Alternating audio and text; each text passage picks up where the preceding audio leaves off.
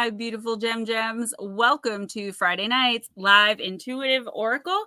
And it's so good to see you all here. My little eye in the sky over there says 6, but I see so many more of you. So thank you guys so much for coming in and hanging out. Yeah, we're getting fancy over here on Gemma Jade Paranormal. You guys, better watch out. You better keep your eye on us.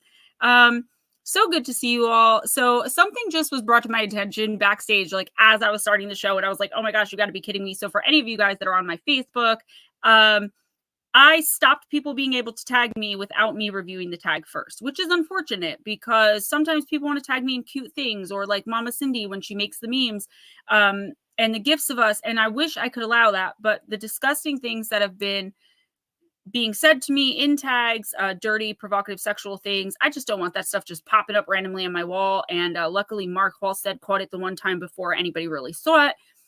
But it came to my attention that there was a picture that I was tagged in of a brunette that kind of looked like they had my shape. Their face was a little obscured, but it was like full nude booty, full nude body, wearing like some, I don't know, whatever. I don't know how it got into my photos, how I ended up tagged in it, but people were thinking it was me and telling me like, put your clothes back on. And it wasn't me. I would never, I have a 24-year-old, 23-year-old, 19-year-old, all boys, and a 14-year-old daughter. Like I would never put photos like that up of myself. And I never have, even in the past, with how crazy I got. You will not ever publicly see photos like that of me. So I took it down.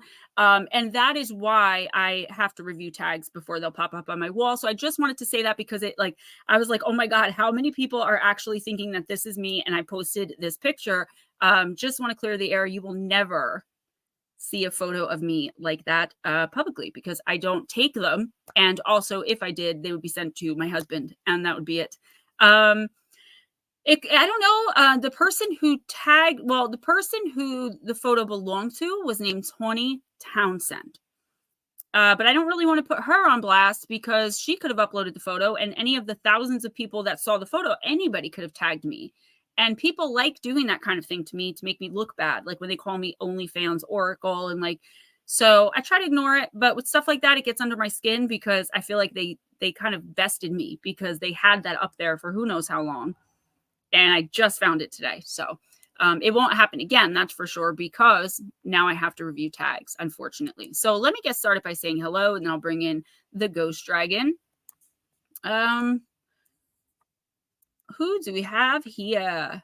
Miss Batmom, always praying for you and your family, honey. I will light you a candle. Mama Cindy Lee. You every morning when I wake up and see the memes and the gifts, it's like instant, my day is awesome because I love, first of all, that I'm a meme now. And secondly, you're just very creative. Some of them really do make me laugh out loud, and I cannot thank you enough for them. And you take time out of your day to do them, and it's just, I love it. I love it, girl. When I make it big, I will buy you a small island. Don't worry, I won't forget the little people. Myth Lotus girl. Oh, there I am. And Edna early. Hey, Blue Crossroads. I hope that everyone had an amazing holiday, regardless of which one you celebrate. I know some people were upset because of my Merry Christmas. Some people were upset I used the word Christmas. Some people were upset at someone who commented F Christmas. Guys, I celebrate Christmas, so I say Merry Christmas. I am not a very PC person with things like that. Even if I tried to be, I would forget. I'm 40 years old. I don't have time for it. If you didn't celebrate Christmas, you could have easily said Merry Yule or Happy Holidays or, but some people you got to give a break because some people, the F word is just a part of their language. Like that's just how they speak. So the person who said F Christmas, I got a little flack for leaving the comment up, but it was someone who I know was not being like intensely rude or mean. That's literally how they speak. So I understood that she was just saying something. You know what I mean? She wasn't, guys, it's getting to be like way too much. And it's like never you guys. It's never this crew here. You guys are so welcome. I hope everyone got their cards, everyone whose address I had. Total Guerra, nice to see you.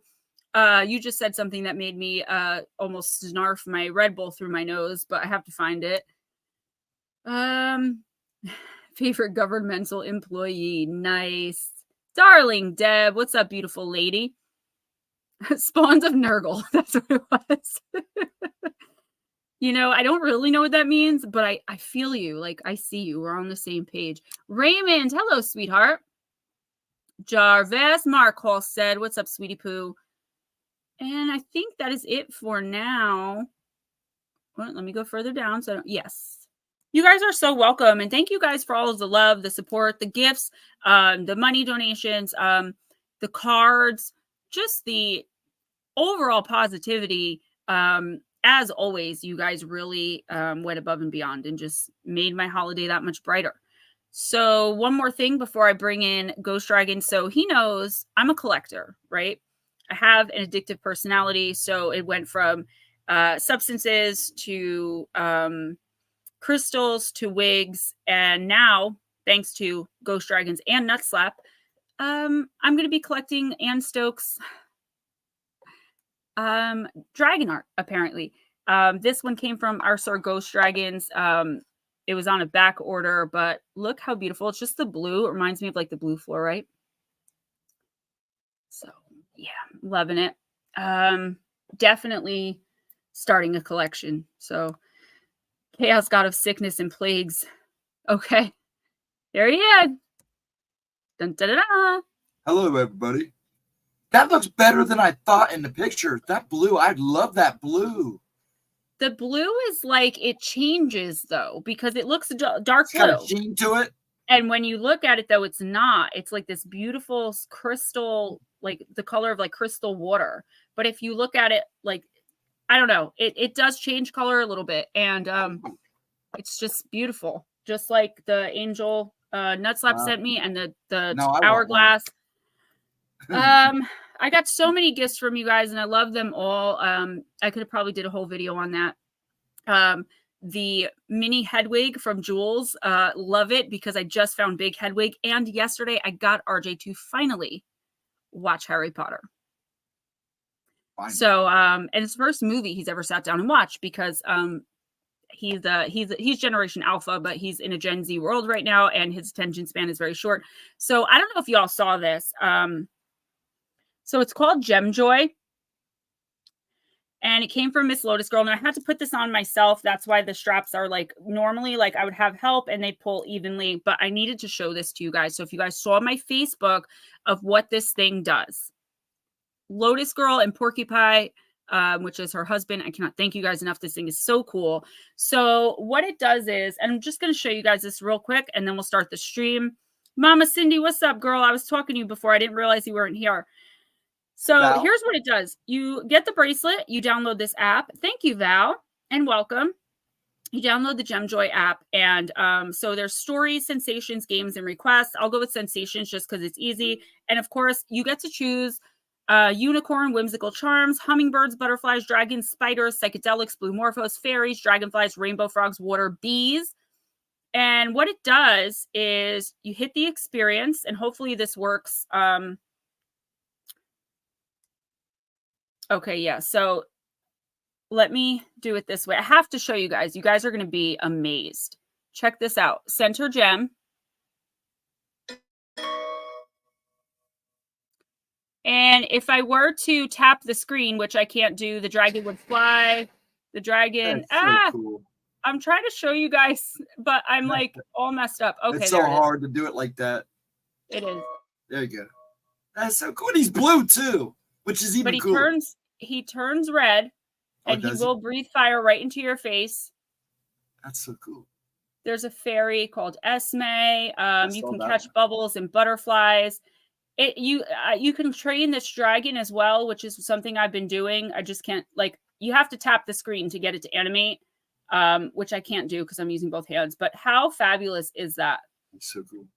I love it. I'm in love with it. You've had enough practice, haven't you? I was like, I'm going to wear this and never take it off, but I don't do that because I don't want it to, like, I'm so protective of this bracelet. It's not even funny. I have it like hidden in my work desk so that nobody can like on it or like, it's like there's none of the chaos gets it. Yeah. So anyway, those are my announcements and my ramble for the beginning of the show. I do have 2 new decks thanks to my mommy dearest, and that is the Black Moon Lilith and the Magical Dimensions.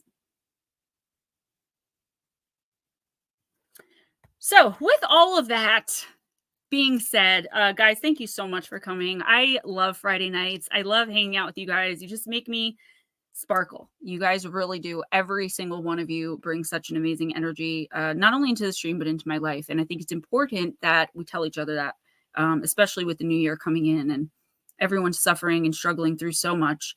And the holidays are really not easy for a lot of people, you know.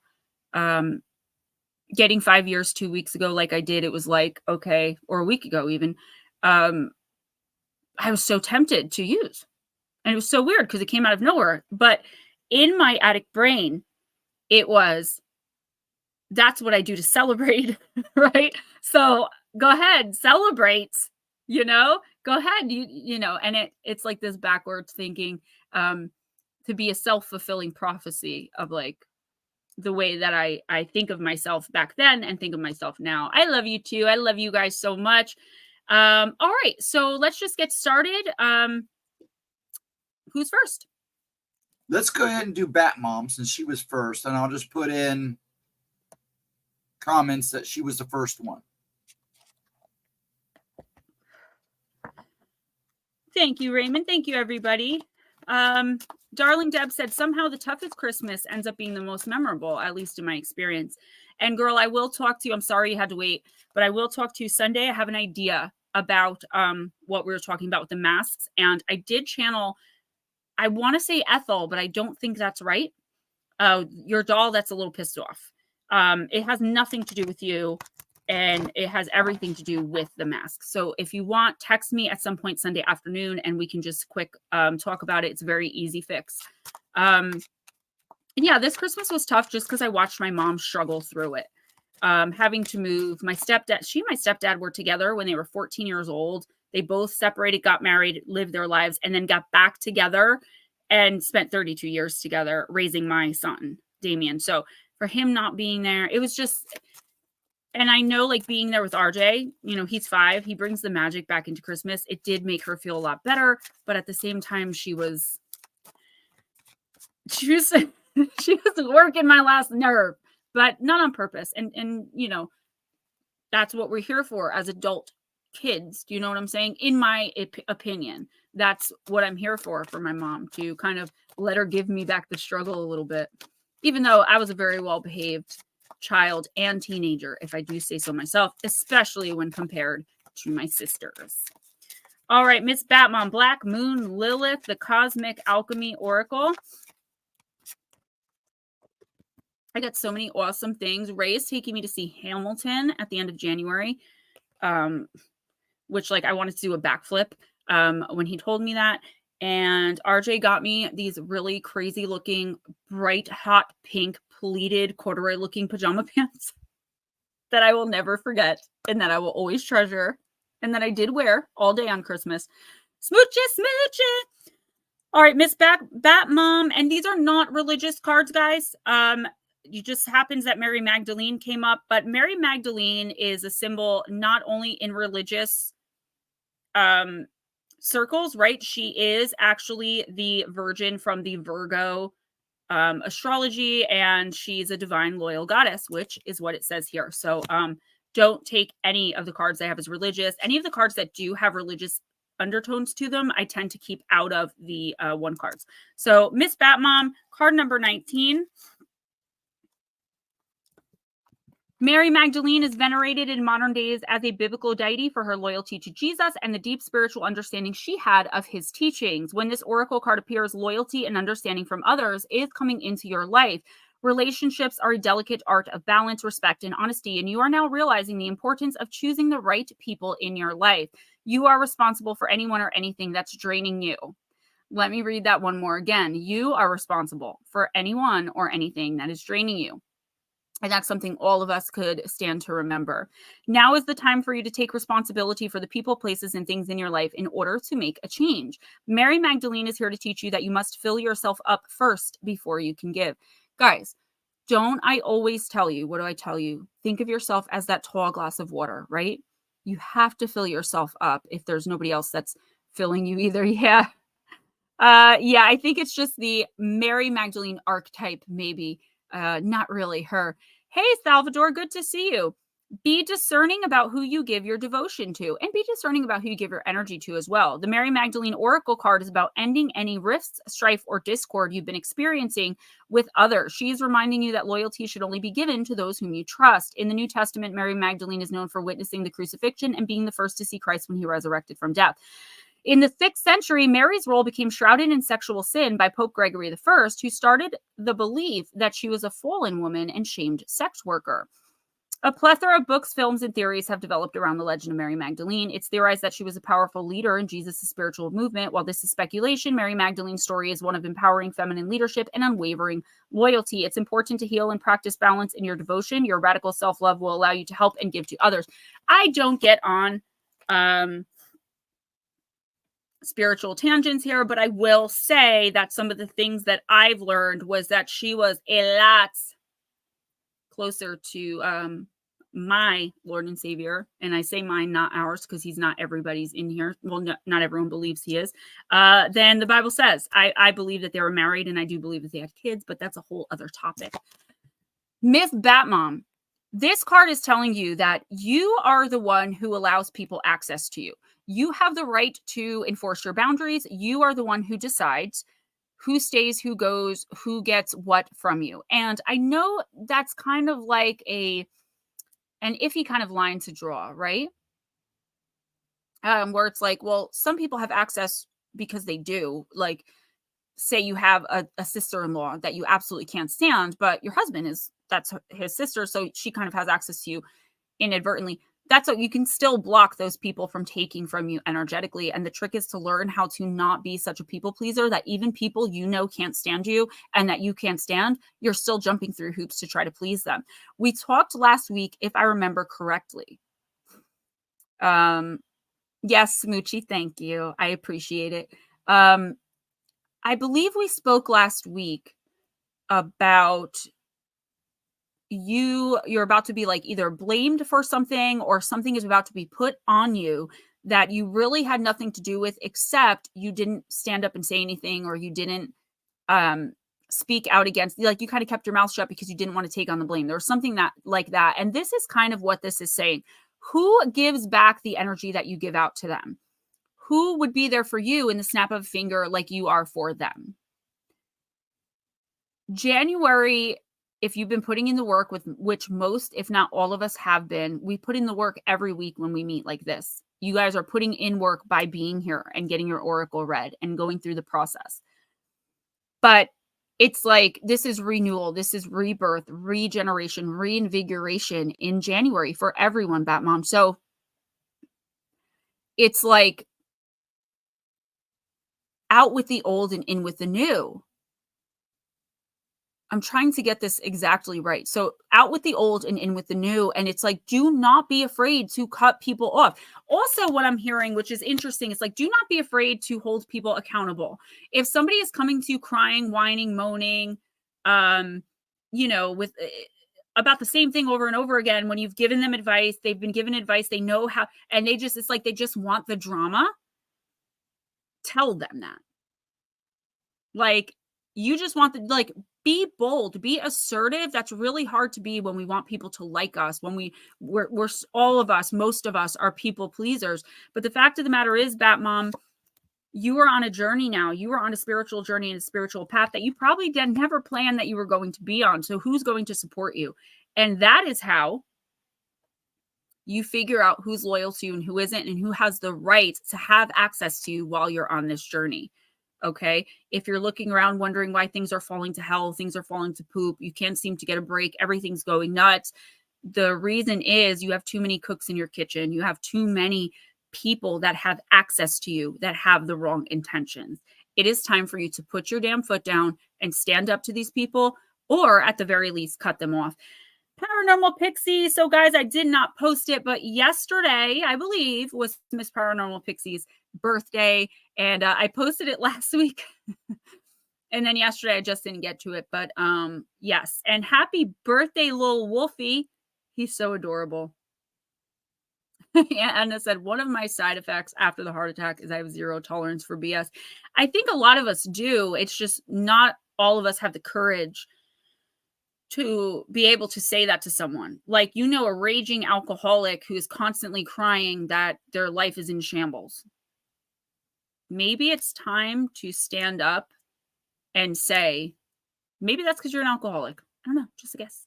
Not in a rude way, a judgmental way, or a mean way, but state the obvious. So many people don't want to just state the obvious. And we have to start doing that. I definitely have to start doing that. It will put people off. People who don't want to do the work and like lean inside and look inside themselves and be accountable are just going to be offended and not talk to you again, which is kind of the point, right? People that care about how you perceive them, care about what you have to say and who want you in their life are going to look inside and say, oh, wow, you know, is that true? Maybe it's a little harsh, but it's kind of worth that 2 to 4 minutes of awkwardness to finally get this person to just stop draining you, tiptoe around the obvious. Yeah, the elephant in the room becomes so big that nobody can breathe but the elephant at the end of the day. Who's next? Okay, before I tell you who's next. Yeah, I missed you guys too Wednesday night. I'm sorry. I was just so sick and I was living in the bathroom. I know. She called and I couldn't even talk to her. I let her do all the rambling because I couldn't even talk. Live from the bathroom. But yeah, I missed you guys too. I'll be here tomorrow night. Next is Cindy Lee. Mama Cindy Lee, I'm going to use the other new deck for you, the Magical Dimensions Oracle. And now I'm going to run away.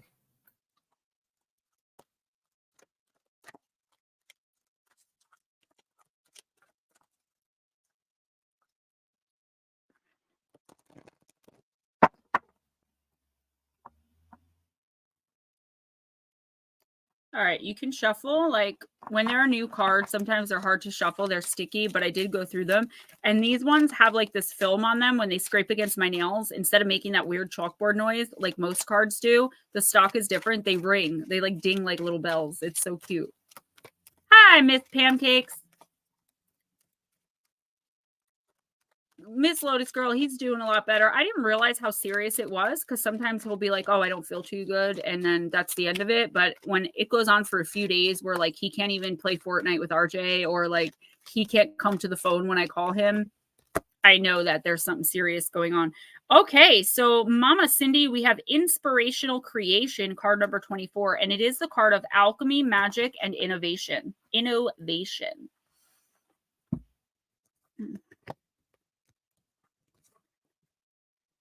All right. These are beautiful cards, by the way. You guys know I love green. Inspirational creation resonates to magical celestial creation. This sacred ray combines the utilization of ether, air, water, earth, and ice elements to cohesively join with the wisdom and mastery of the spirit of creativity. It attunes the soul to advanced vibrational frequencies of inspired vision and initiates higher octaves of innovation. Create, creates, and create some more. You are or will be receiving an influx of creative influences in your life. Look to existing creative projects that need renewed energy or create something brand new. All the elements are supporting you right now, Cindy, to embrace your highly imaginative, magical self. Your creations could be tangible or ideas. Whatever you wish to invent, it's a good time to allow your creative juices to explore and flourish. You are the alchemist of your own reality. Your crystal companions are emeralds and aquamarine. So I would definitely say that this is you channeling maybe your emotions into some form of art. So your happiness and your happiness with and friendship of myself and Ghost Dragons translates into all of the beautiful memes and gifts that you make for us. It could be something that small, or it could be something much larger, like you're going to follow your emotions to a point where you're not only vibrating higher, but you're living a brand new life. And those kinds of opportunities are going to pop up a lot tonight. And I bet they pop up a lot in the personal readings for not only January, but February as well, because again, the light workers are receiving this influx of reinvigoration, being refreshed and rejuvenated, renewal, rebirth energy. Cindy, I feel like in the next week or two, if you are led to create anything, right? reach deep down inside and see where it's coming from. Are you bored? Are you happy? Are you sad? It's like, for some reason, I don't know if this has always been the case with you. I don't know anything about your chart, and I'm only just getting to know you as a friend, but it's like, okay, whether you've always created arts from your emotions, extreme emotions or not, it's like, that's what you're choosing to do now. And this could lead you down a really great path of helping people, even if it's just making them smile the minute that they wake up. And I feel like when you receive that reciprocal energy, so when I'm watching what you did and I'm laughing and giggling, that energy is pushing back onto you. And I feel like whether you're aware of it or not, that's something you want more of in your life and that you need more of in your life. The people around you may not understand what this is, this emotional baggage that you're trying to purge through some kind of art. It could even be through, writing or finally saying what you mean and meaning what you say to someone that you've been holding it in for a really long time. You are being led by your emotions in the next week or two, at least. And the universe is saying, this doesn't always happen where you're led by your emotions. Usually it turns out like crazy. It's not a good thing. The universe is saying, allow them to guide you, because that is where you need the most work right now to spiritually ascend and reconnect with your contract. Does that make sense? So whenever you feel in the next week or two emotionally led to say something, to do something, normally the universe would be like, you better stop and think about that. Dig down deep into your intuition. Not in the next 2 weeks. If you're feeling it emotionally and it's coming from a place where you just need to get this out, or you feel led, like you just need to say this, you just need to do this, make sure you follow that, because otherwise it's going to transmute and turn into suppressing emotions. And then you're going to have major problems on your hand come the middle of the year. Okay. Ready? Yeah, it lasted. You sound like you're fighting, and what I was fighting when I came back from Para-Unity, the sinuses, the headache. That lasted almost 3 weeks for me. How long did it last for you, Gemma? It was on and off for about a month. Yeah, it was rough. I just was dealing with the rest of it. Like in my last video, remember I said I'm still a little congested. It finally went away in the last week, but it started the week after Para-Unity. So about a month, 2 months almost. Lotus is next. All right. She's blaming you for this one. Well, go ahead. It's all right. Everybody blames me for everything anyway, so it's all good. I'll just put it on the other shoulder here. Miss Lotus girl, we kind of connected beforehand, and there was a specific focus to your reading. So while normally, oh my gosh, Miss Smoochie. Normally I would use the new decks on you. I like trying them out on you specifically. You have really great energy for them, but because of your specific unique situation, your spirit team has chosen the Vampire Oracle for you. So let's see if we can't get to the bottom of things, even though some intuitive hits came in the minute I read your text. So let's get it done.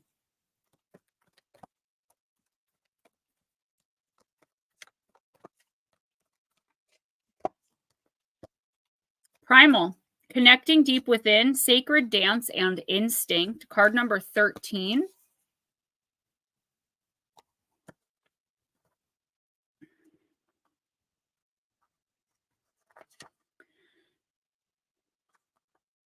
She said no.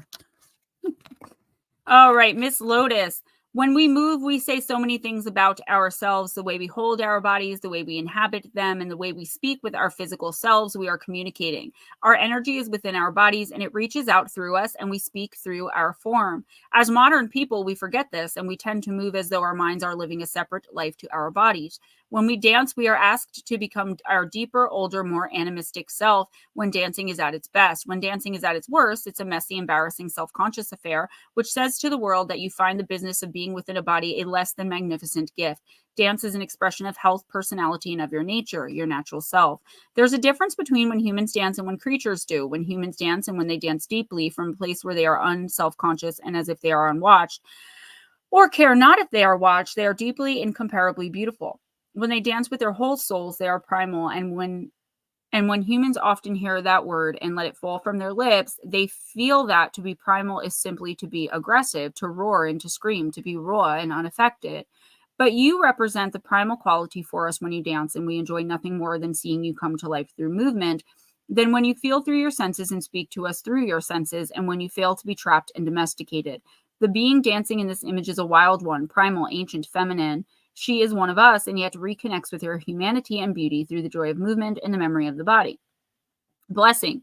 Your body loves movement and is asking you to experience the primal joy of dancing freely, wildly, and with every cell in your body alight with joy. Curse. You may feel self-conscious when moving or dancing and feeling as though you are observing yourself from the outside in, watching and judging yourself. Time to let this go and feel the music in your body. In working with this card, there's a beautiful untamed part of your soul. Let it stay free and find expression in the world through dance. So, Mama Cindy does it now. You're like, what does this have to do with what we're talking about? Well, it has to do a little bit with it, but I think your team may have missed the mark on this one, or they want you to have more information when I do your personal next week. But I am getting something. So, and I'll text you afterwards or first thing tomorrow about what Stephen and I instantly got when I was talking to him about the situation. First of all, if you feel like dancing, if you get invited to go out dancing, you should definitely do it. Even if you're like, Gemma, I have no time for that. I can't dance. I don't feel good. It doesn't matter. Dance like nobody's looking. I do it all the time when I'm cleaning my house. I blast Britney Spears. I sing into the broom. I'm in a tank top and underwear, and I'm going through the house, and I love it. It's one of my favorite things to do. Lotus girl, I feel like what this is talking about is possibly a miscommunication through like energy.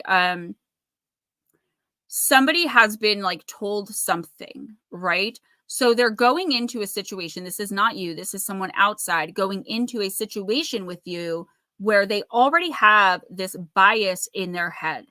So they're automatically going to read any little, body language or energetically read you without even realizing that's what they're doing and have this negative bias against you because they have been told something by someone.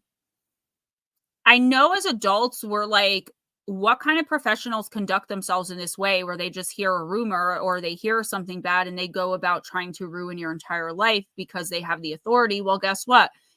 Any human is capable of doing that. Any of us. I feel like, Mama Cindy, then you are in the right place because that is definitely my ultimate goal as well. I feel like Lotus girl, first of all, I'm going to get to your reading for February 1st thing on Sunday, or I may just read on this particular situation. I will have time Sunday, so let me know if you want me to do that. I definitely feel like a bias was placed in the mind of an authority figure. And I feel like when they came to, and this is what I got intuitively, and Ghost Dragon said it immediately as well, we kind of said it at the same time, this has something to do with the Pedro situation.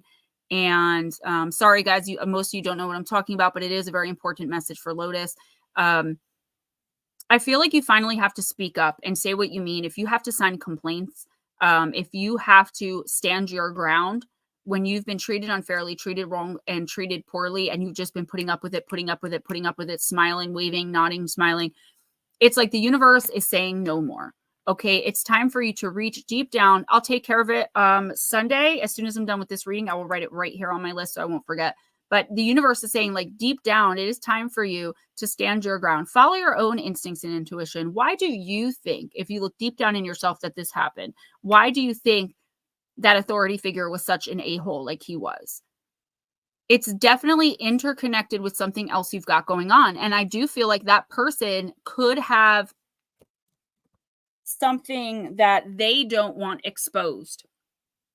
So they're going to basically go in with this bias, do what they're told so that they're not exposed on the other side. And I can explain more of that to you if you want to text me later on or if it gets late tomorrow, but I will read specifically on this situation on Sunday.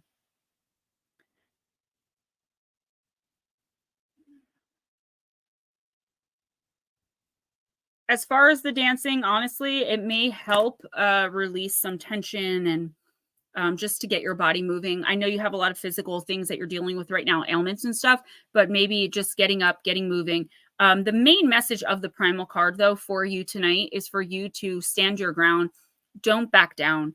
I feel like you're still being bullied. You're still being misrepresented publicly, and you have to clear your good name, and you have to clear the name of the company and of the business. And there should be no backing down from that, no matter how badly you want to cooperate with authority, no matter how badly you want them to see you as the good person that you are.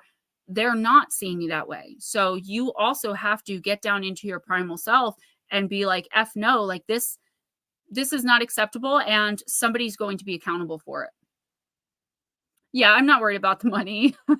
I mean, I definitely appreciate it, but I will definitely take care of it. I think a full reading specifically on that situation would work out a lot better. I was hoping to pull more than that, but I basically pulled what Steven and I had already discussed before stream.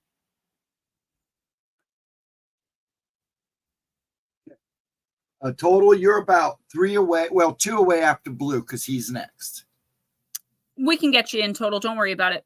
Oh, he's So 2 Blue away, Crossroads? so he should be good. He's just going to go take care of the little ones. Okay. Lotus Girl, I believe he has some pull. Publicly with authorities. And I feel like the reason he has that pull is because of like joint ventures. It's a weird, I don't really want to tell you, like, I feel like he had his hands in some bad pies with some authority figures that are now involved with this small thing with you, and they're blowing it up to punish you and to make sure that he doesn't say anything on the other side about their involvement in whatever this is. I know it sounds like a TV drama, but I'm telling you it's happening. Let's just say a lot of backs are being scratched. Yeah, it's 100% that's what's happening. And you should never back down to bullies, regardless of whether they're wearing a blue uniform or not. All right, Blue Crossroads, I'm using the wisdom of the House of Night.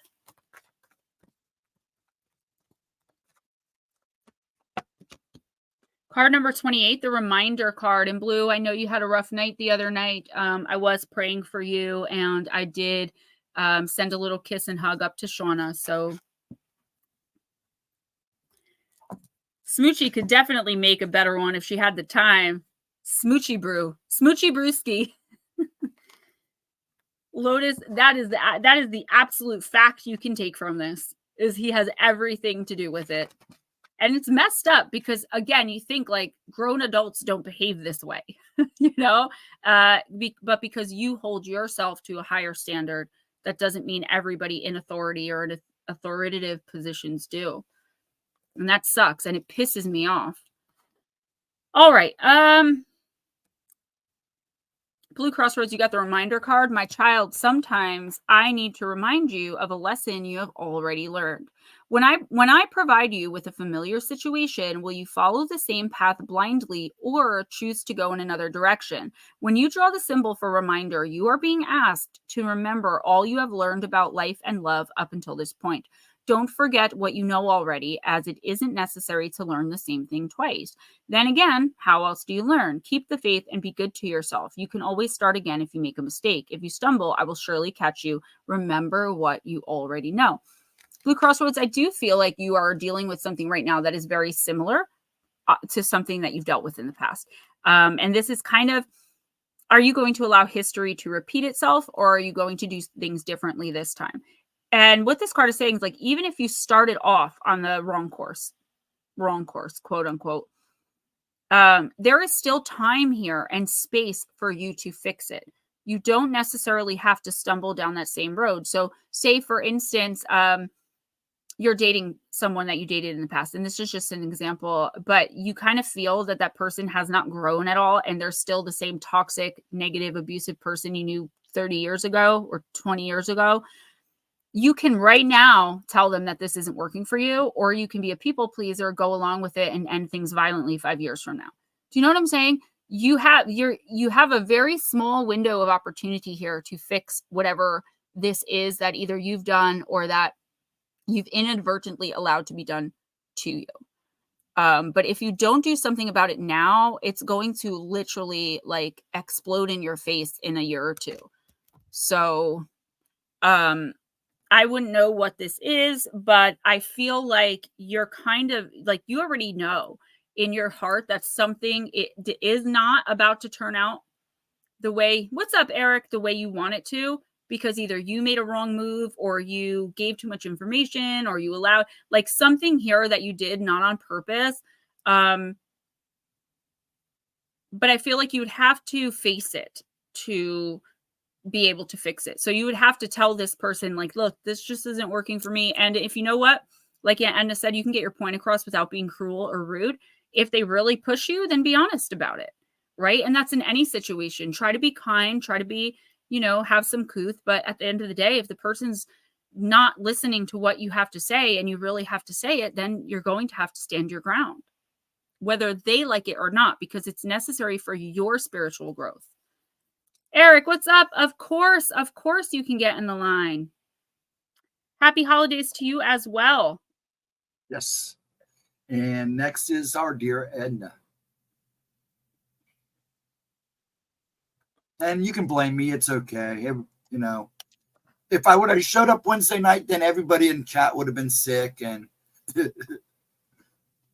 Steven, can you keep talking just for a minute? I want to look something up really fast. But yeah, I kind of missed you guys Wednesday night too. I had no voice. I was running to the bathroom about every 15, 20 minutes. It sucked. I don't know if I got into something or if I caught something, but man, it messed with my stomach big time. Oh, But yeah, I'll be on Saturday night. Very good. So, I think that Cafe Astrology is charging now. Are they really? I think because I need a new one. I lost my old one. I might have yours. I just wanted to look it up real quick, so I'm not going to go through my phone. I should have done it before stream, but I was a little busy with the Facebook stuff. So the reason I wanted to look it up is because Black Moon Lilith, everybody has their Black Moon Lilith, right? And I wanted to see what mine was in, but right now, I don't know if I can do that. Just give me one sec, guys. I know it's annoying. I should have done it. Yeah, you can blame me, and I will be on at midnight total on Saturday, and yes, I will be there next Wednesday at 10. Why do I want Prince Charles's natal report? Like, what are you doing? Okay, I'll have to figure this out later.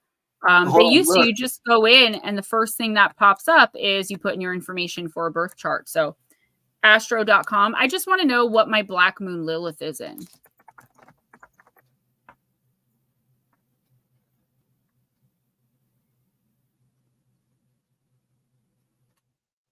So it's an astrological point that represents the shadowy, hidden self of your personality.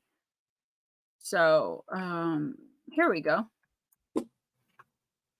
Basically, your Lilith sign.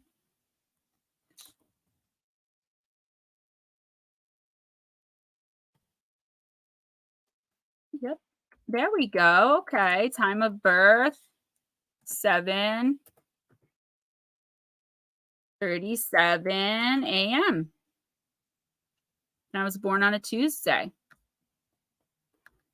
I know that much. So your birth time for any chart has to be within 2 hours. All right, guys. And I'm sorry, Edna, please bear with me. No, I want AM. There we go. Oh my gosh, this is taking a very long time.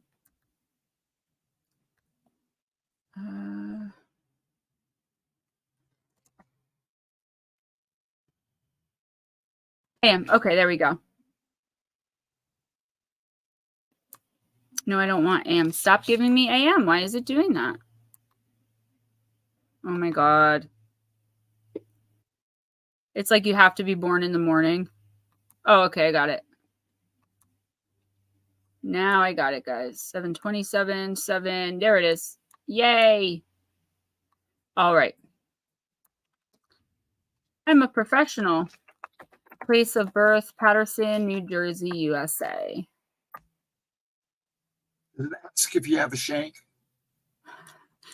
Just my razor under my tongue. Ooh. All right, while we wait for that, and now I'm going to use the Black Moon Lilith. Yeah, Mercury really is getting really annoying. And I do forget, Madison Teague, what is up? I do forget sometimes about the retrograde.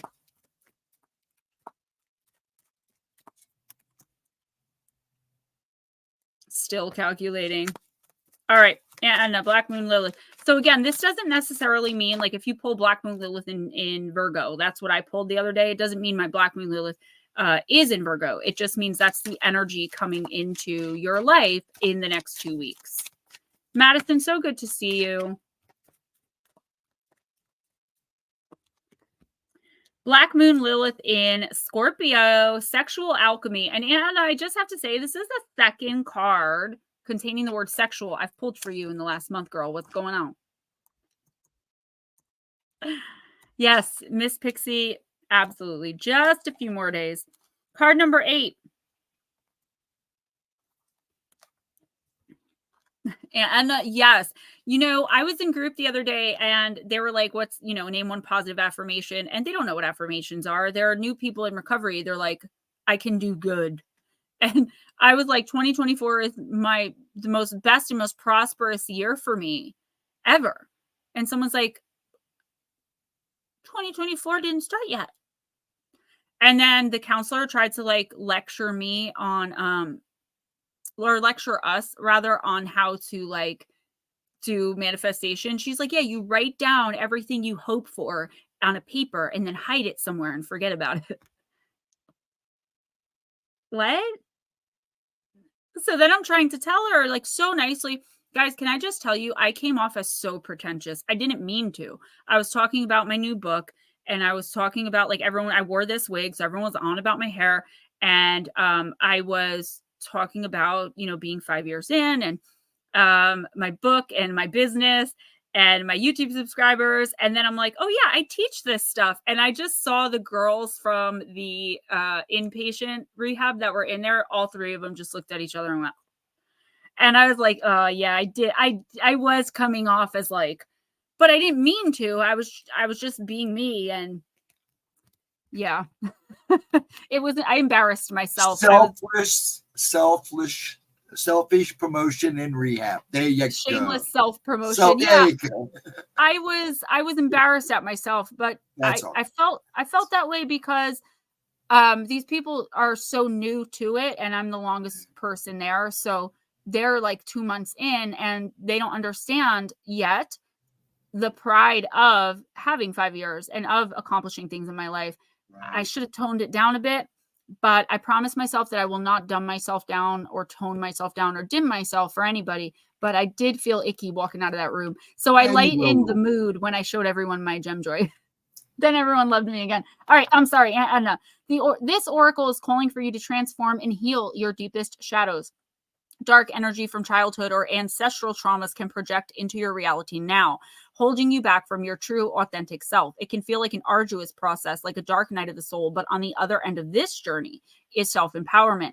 Black Moon Lilith in Scorpio is both challenging and rewarding when integrated. Symbolized by the scorpion, Scorpio is a fixed water sign, which represents the depth of emotion. Secrets, crisis, the occult, and sexual power all live under Scorpio. Mars, the god of war, and Pluto, the lord of the underworld, both rule over Scorpio too. While you may not see this intensity at first glance, it is bubbling fiercely beneath the surface. When Black Moon Lilith is in Scorpio, you can experience sexual traumas, power struggles, or crisis, which can create your own suffering in the present. As a result, you may repress difficult events leading to conflicts and challenges. This can also affect your personal power as you tend to give it away to others when you are not careful. We can see this manifest in the life of Johnny Depp, a natal Black Moon Lilith in Scorpio who grew up with an abusive mother. You can alchemize this dark energy into light through shadow work, practicing boundaries, and releasing the past. It's time to dive deep into your darkest shadow, tap into your sexual power and magnetism to heal. So I don't believe that you're like giving your power away. So I feel, Anna, like you have been through this before. You know this feeling. I feel like this card is more given to you tonight as a warning. Like, don't backslide. No matter how much I know it's your friend Gemma would never say this to you, but I'm telling you, this is what your team's saying. It's so easy to say, like, no matter how much pain you're in, no matter how pissed off you are, no matter how low you're feeling, do not give your power away. I do feel like the people that you've taken your power back from in the past, who you've moved on from, some of them are still a little pissed. Some of them feel very slighted by you, by your refusal to enable them in some way, or your refusal to play their game, your refusal to dumb yourself down, your refusal to be manipulated. All of that stuff that you've been going through the past, 2 years I've been reading for you. I've watched you progress, resolve the past. This doesn't necessarily have to do with the past. This is a warning to you not to backslide, not to allow anyone to hold the past over your head, not to allow anyone to throw your past in your face, your past specifically, and not to allow anyone access who doesn't deserve it simply because you're not feeling like your normal self, physically, mentally, emotionally, or spiritually. You're still a firecracker, and that leads me to believe you'll be fine. But if this card is coming up, it's coming up for a reason. Even with everything resolved, people are looking at you right now, unfortunately for them, as though you're weak. Show them who the F you are. Show them how strong you are, like you always do. There is a manipulation tactic going on here of someone that feels like, oh, she thinks she's better than me. Well, look at her now. Or that's what I'm hearing in my head. So just be careful. Be careful who you allow access. There's danger for me if I let them slide back in. Well, they're coming like in droves, thinking that you're weak spiritually, physically. They're just like, okay, well, now, we can kind of exact their revenge. I don't think they're going with the intent of exacting revenge on you, but deep down inside in their darkness, that is what they're trying to do. So just don't let them back in, at least for the next week or two. Thank you, ma'am. Let's do totals before I get back. He was next anyways. Yeah, that's what I hope he's still here. I know I've been dragging him out. Anyway. Total, are you still here? Yeah, he just asked what retrograde means. Here's what Pixie said, and she said it well. She always does. Yes, she does. So Pixie says Mercury retrograde refers to the astrological position of Mercury in the astrological chart. Think of it like when the moon is full and things get wonky. And she said it especially affects electronics and our emotions. So during a Mercury retrograde, you'd be more likely to have problems with your computer, with your cell phone. You're more likely to say something that's misinterpreted by someone else. You're more likely to lose your keys. It just affects you, the energy. And the reason it's called retrograde is because from Earth, if we were to look at it through a telescope, it would look like it's going backwards. It's actually not, but that's why it's called. All planets go in a retrograde motion, but Mercury specifically affects the Earth energetically to where it can really beat you down and break you down. No major purchases, no signing of contracts, we get 2 to 3 a year. This is our last one for 2023. So it'll be over, I think, on the 1st, but then you have like a shadow phase for like 7 to 10 days where you don't want to be making any major decisions, any major purchases. Don't sign any contracts. Don't commit to anything. Like, you're more likely to make a mistake. And some say like when the Mercury retrograde's over on the 1st, it's over, you're good. But I like to do the shadow phase and give it like an extra week. If you're still confused, just look it up when you have time. It'll make more sense when you look it up. And I feel like Pixie explains things a lot better than I do because I go off on tangents a lot. I'll start with Mercury retrograde and end up with like me baking a meatloaf. I don't know how I get there, guys. It's just the way my mind works. Yeah, the moon was awful nice last. I haven't even been out to see it. You want to see the moon? No. So, Smoochie says, my oldest sets electronics on fire, always has. I've done it too. I wasn't thinking about that, but I wonder if it happens when I'm angry. I wonder if the few times it happened is if there was a retrograde, I wonder. Because there was one time I've told you guys when I went, God damn it. And I slammed my hand down and my microwave, which wasn't on or plugged in, went bam and just blew. That was me. Oops. The question is, do you remember when that happened? And can you go back and look? No, to see? I don't remember. It happened like 3 years ago. Probably now that she mentions it was a retrograde. I didn't even think about that. Meatloafs are good. I make mine with broccoli and mozzarella. All right. And red sauce. Well, broccoli and mozzarella with brown gravy, but then I make an Italian one too. All right. Total love, relationships, reciprocity, union, and intertwinement. Spirit is pleading with you to learn to love yourself as much as you are loved by others. In the spiritual realm, your guides love you unconditionally, total. Allow yourself to discover and create your own sense of authenticity. You're still in the process of learning and healing. You're eliminating fears and obstacles, and by doing so, you'll be able to teach people about their own lives while also learning the truth about the other side. That's exactly what I do. Your mission is to investigate every complex channel of your existence and learn everything you can. And that's amazing because you always come in here with questions and we love answering them. So with your awareness of your purpose, you bring healing to so many people who are saddened because they are experiencing exactly what you are, suppression and fear to be true to themselves. All you will have to do is share your story and you'll change lives. It's true. In the meantime, learn as much as you can and experience exactly what you want. Do what you love, and it will lead you where you need to go. Spirit is saying that they always have your back. Total. You will always have and be enough. Don't ever act out of fear. Let go and trust that your path is designed for so much abundance. Trust it. Follow it. Give others a reason to be true to themselves. By accepting everyone without judgment, including yourself, you teach the art of authenticity. No one is perfect and no one is less. No one is better or more right. No one is any more important than anyone else. Affirmation: I embrace, accept, and reciprocate the love that is bestowed upon me from the universe. So in the next week or two, yeah, he really does. I need you, the universe needs you actually, to sit back and think about how much you love your kids, right?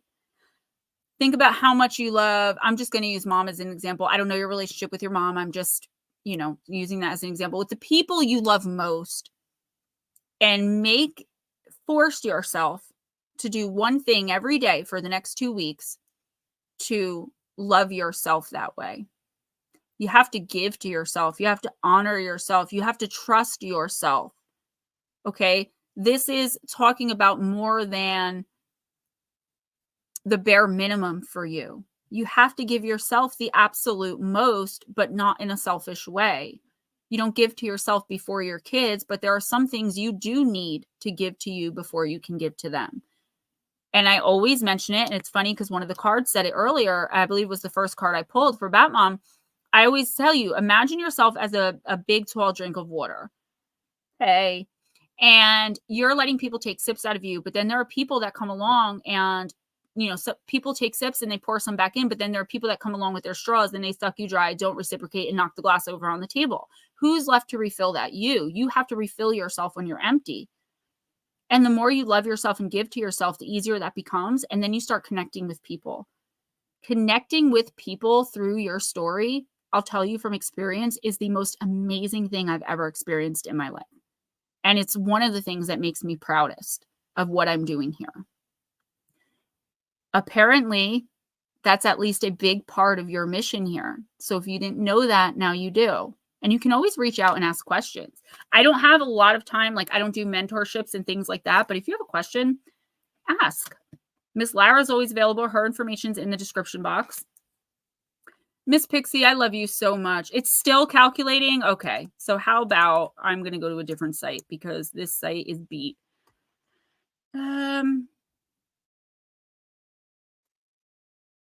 Sorry, guys. If any of you are in any kind of rush or have to go anywhere, obviously let me know. Netter, what's up, sweetie? I hope you had a great holiday, sweetie. Here we go. Cafe Astrology does do it. 1983. I'm showing my age. You know that little like thing that rolls to get to your age? I feel like mine takes forever now to get there. You? Imagine me. I'm all day. I'm 1,000 years old. That don't even show up on the. I love when I put Paterson, New Jersey. It puts Paterson, New South Wales, and Paterson, Africa before New Jersey, and I'm in the United States. Okay, so my Black Moon Lilith is in Capricorn. I think it'll be interesting for me later to look up the card for that. I really would love to see it. So I guess I do have a tiny bit of Earth in my chart, eh? All right, who's next? I'm going to save that. Darling Deb. My darling Deb girl. I'm going to write that down. Hello, And Miss Bacon. How are you doing, Melissa? Miss Bacon girl. Your son's new girlfriend. Oh, for reals? Where's she from?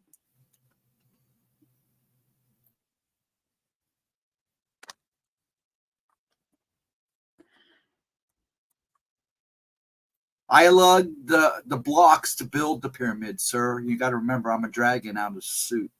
Miss Pixie, what do you mean? What 13?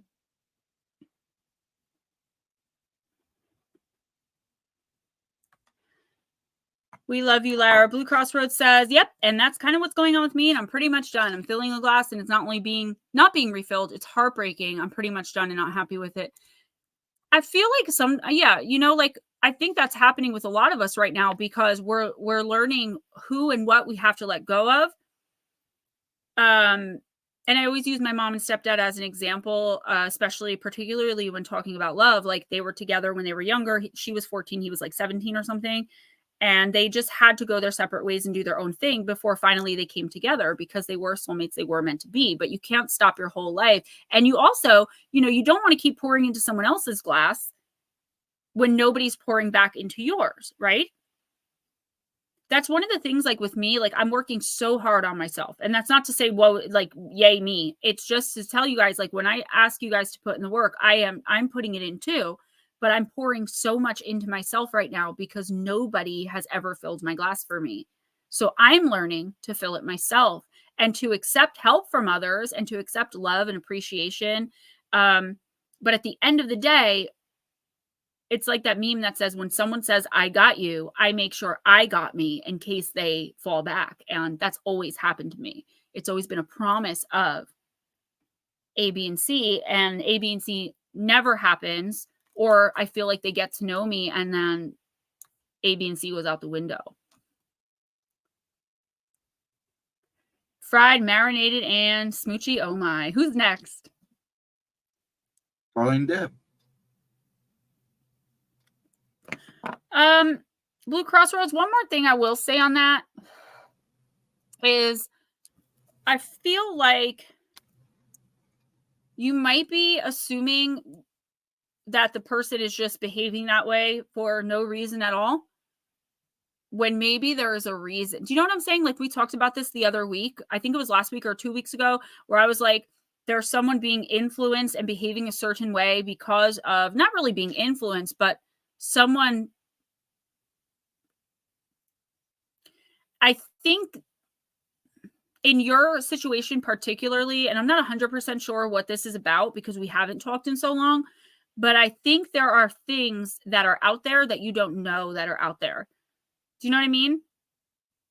I don't know. It's a weird, I've been getting such weird vibes off your readings, not in a bad way, just like, wow, that's interesting, or whoa, that's weird. And normally your readings are always very straightforward. So Deb, I'm using Queen Mabe. Oh, Blue, you got a friend in me. And thank you. I am very proud of myself. And I've learned to love who I am. I love becoming Gemma, and I love who Gemma is and how far Gemma's come. I was listening to Cardi B, which is sometimes so hard. It's like, I swear, sometimes I feel like I'm watching pigeons fight when I listen to her talk. But she did say something interesting. She said, stop playing with me. She said, love Cardi. Love who Cardi is. Love what Cardi gives to you or brings to you if you're a fan. But you do not want Bella Lise back. And Bella Lise was who she was when she was an exotic dancer and like thuggin'. She's telling people, like, appreciate that I've become Cardi because you do not want to bring Bella Lise back. And I resonated with that very much. Eric M, absolutely makes sense because everyone is always going through something. Paranormal Pixie, absolutely. You always have to be careful not to fall into old defensive habits. And trusting your intuition when it's talking to you, which, Deb, you are absolutely doing so much better at as well. You just have to trust yourself, particularly you, Deb. You are so spot on with everything. Like, you'll ask me a question and say, I wonder if maybe it's this. And that's exactly what it is. But you want the validation from me, which is great. And if you're right on point, I'll always give it to you. But I keep telling you, like, almost every question you've asked me, you've already known the answer to. But I know it's hard. It took me years to get there. I get it. And that's why I always tell, like, I don't mind when you text me as long as you don't mind waiting a little bit. Everlasting farewell, Deb. Card number 35. So I sent some of you guys the Christmas story card. I had 3 different ones. All right, Miss Deb, it's time to say goodbye. Why is autumn so radiant and its light so golden? It is the season of the summer's end. It is a glowing goodbye to yet another happy spell of sunlight, growth, life, and warmth. Its fleeting nature reminds us of the passing beauty of this life and the ephemeral nature of all the pleasures it contains. Something is now passing out of your life permanently, a friendship, a past endeavor, or a dream, or a cherished chapter of your life. Faced with the ending of something, you can often see how divine and lovely it always was. Both past and present take on a luminous quality. If you are noticing that quality now, let it open your heart. Bravely feel the sweetness and the sadness of moving away from something special you have experienced and loved. It can be difficult to say goodbye forever, but that is what you're doing now, or what you have to do at least. If you're ending a romantic relationship or a friendship that just isn't right for you, you have to truly end it. And we can all learn a lesson from this too. This is not a time to desperately cling to an ideal you know in your heart is no longer possible or that never was. We cannot tell our emotions what to do, so love or rage at this person if you have to, but be willing to let them go in the end and then follow through with it.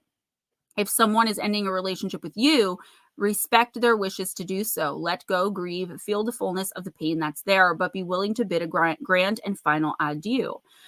You don't need this person or this relationship, and you'll be fine without them. In time, in fact, you will certainly prosper and thrive. If a loved one is passing out of the material realm of the humans and into the ethereal realm of the spirits, you are indeed saying goodbye to the human form forever, but you are not saying goodbye to their eternal essence. That, like love, can never dissolve or die. Grief will be present, of course, always, always. Breathe into the pain. Let it blossom like a rose within you. Trying to avoid pain or shrink away from pain isn't brave at all, but cowardly. And it will only cause you to suffer more. But all the while, remember that you will never be bereft of this person's essence. Their body was finite, but the love and laughter you have shared is indestructible. It's beyond time and space. It abides without end. So wave and blow kisses to the temporary form that is now passing away. Let the pain be as a bracing fall wind, chilly but invigorating, a breeze that inevitably blows into every life, and treasure the love that remains. She does have Gemma's autograph. Carl, let me know if you want a reading before you scoot on out of here, okay? Aw. I love when people from the beginning come in. I love you guys so much. I really do. I absolutely will. Let's put her up, though, because I know, like, you're in and out. I know that, so we'll bump you up a little bit. I would love to read for you. Absolutely. So, Miss Deb.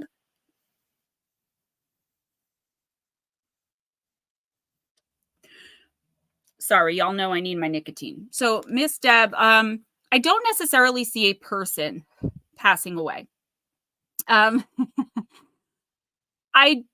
definitely do not recommend you get rid of those masks. Carrie, you'll be next, honey. Yeah, I don't recommend you get rid of those. That is definitely not a good idea. We'll talk more about that on Sunday when I have time to personally one-on-one with you. I don't see anyone passing away, right? It's always possible anything could happen, but this would be the card I would pull if that were happening, but I don't see it. What I see is you just stepping into your power, you learning and growing and realizing that maybe some people are just not who you want to be around anymore, right? Realizing that some things just aren't for you anymore. When I turned 30, I threw a big birthday bash at a karaoke bar. Actually, I made my friends throw it and surprise me with it. And I wore a leopard print dress and I did karaoke all night and I had the time of my life. When I turned 40 last March, I hung out with my kids and my mom, like in the kitchen, and had some cupcakes. Because I wouldn't want my friends to be hanging out in that same karaoke bar doing that exact same thing. And if they were, I would love them from afar because they're not progressing. They're not moving. And I feel like there could be someone coming in from your past or someone recently that you've come to understand is just not growing. They're not changing. They're not taking accountability. They're not accepting of growth and change like all human beings have to go through. And I feel like it's a really difficult decision for you, or at least it will be. Yeah, Lotus, it really is. So many of these decks are gorgeous, but I love this one too. You have to do what's best for you in the end. And you can always do that without being cruel or unkind. But it does take courage to through the pain and the heartbreak that this is going to cause you. It's just going to be very temporary, because I feel like you're like on to bigger and better things. I keep hearing that. So whatever this is, or whoever this is that you're going to be walking away from in the next month or so, it's like immediately you're going to replace. It's like it's that easy. Like grieve, and be like, man, that sucks that we couldn't remain friends, or that I couldn't work with this person anymore, whatever the case may be. But you'll move on very quickly from this. Do not let people in your life. My big thing now is access, right? So don't let people have access to you when all they're doing is taking from you. Yes, you're growing. You're understanding yourself better. You're understanding your spiritual self. You're understanding the world, the universe, source, the collective. So if you're around someone who either doesn't believe in that or who isn't ready to accept that reality, they're only going to bring you down, right? Not even purposely. It's just you're vibrating up here, they're vibrating up there. You talk about not seeing eye to eye, right? How can you possibly meet in the middle? You can't. Through no fault of yours or theirs. Let me read for Carrie real quick, because she's at work. I am going to use the Oracle of the Universe. Wonder if this is one of these vapes is the good vape.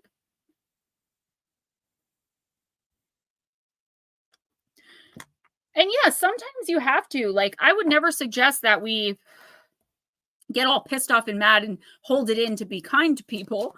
We have the right, you're so welcome, to our own anger, and we have the right to express it. It's just the way you express it speaks volumes about who you are as a human being. You think I don't snap out and scream and stomp my feet and tear crap up every once in a while? Sure I do. I'm human. And I remember one time John Hudson, bless his heart, he's like, do you have video of you getting angry? Because I don't. I'm like, of course I get angry. And of course, but not like I used to, where like I would break things and like physically assault people. Yeah, that's my Carl girl. I'm like, oh, Carl's here. And I'm like, that's Carrie. It's a thing. Okay. Miss I don't Carrie. get angry, I get even. That was my thing like 10 years ago, was like, don't disrespect me. Don't disrespect me. Now it's like, you disrespect me, you're kind of disrespecting yourself. Like, it doesn't matter to me so much anymore. My oldest son is big on that. And I have to keep telling him, Kyle, like, it speaks volumes to who they are. It has nothing to do with you. How you respond to it has to do with you. I just look at him and say, what goes around comes around. Just remember that. So, Miss Carrie, you got card number 2, Taurus, the card of sisterhood. I don't think I pulled this one yet, actually. This is a newer deck. All right. The Taurus constellation has been known by people since the Bronze Age. It was used to mark the sun's position during the spring equinox, and so appeared in art and on cave walls. Any constellation viewed for this long has stories, and certainly the Greek stories of the bull are many. It is most commonly thought that the bull in the constellation is the Cretan bull sent by Poseidon to King Minos. Poseidon sends the most exquisite white bull. Ooh, you guys remember this story from her other deck, right? Sends the bull to the king with the express wish that it be sacrificed in his name, but King Minos decides to keep the bull for himself and sacrifice a lesser animal instead, and Poseidon was having none of it. The king's wife, Queen Pasiphae, was loved by the king, and it was here that the god got his revenge. He sent temporary madness upon the queen, where she lusted after the animal. She strangely had a full-sized fake cow made so she could, quote-unquote, couple with it. She later gave birth to the Minotaur, the half-man, half-bull beast. She was destroyed reputationally and was a source of scorn and embarrassment to the entire kingdom. It was her sister, though, the famous Circe, who came to her offering support and magical herbs to keep the Minotaur peaceful. Circe stood up to the king and told him that her sister's acts were gleaned from a deity unhappy with him, not her. That same bull was part of the 12 labors of Heracles, all of which end up in the night sky. Taurus is also the home of the famously bright open star cluster, the Pleiades, the seven sisters, Maia, Electra, Taygete, Selanio, Alcyone, Sterope, and Merope, who were the daughters of the Titan Atlas and the Oceanid Pleione. In Greek mythos, Atlas was asked to hold up the sky, and when he did, Orion began to harass and pursue his daughters. To protect them, Zeus transformed them into white doves, but Orion still got very close, so he turned them into bright stars. Orion still tries to catch the Pleiades, but never will. As well as many stars, the constellation contains the Crab Nebula, a supernova remnant, which is a spectacular feature. Your words of power for this week: I support the feminine, the other half that holds up the sky. No, not you, girl, not you. But yes, that is a crazy story. She did both these decks, and they both have a lot of Greek mythology in them. And that story is told in both, and it always stuck with me because it's like she mated with the bull. But anyway, that's not the point. That's not the point at all. I feel like, and I talked to someone about this last week, I think it was Batmom, you are taking on something that is not yours. There's blame being put on you, possibly shame, regret, guilt, remorse, all of these negative, lower vibrational feelings that people are expecting you to have or that you are having because of how people are treating you and things that they're saying, when really the whole situation had nothing to do with you. You're taking on someone else's guilt, someone else's shame. It's like someone did something and either blamed you or you inadvertently got the blame. I feel like you may have gotten involved with something or someone that you kind of knew better than to move back into that space.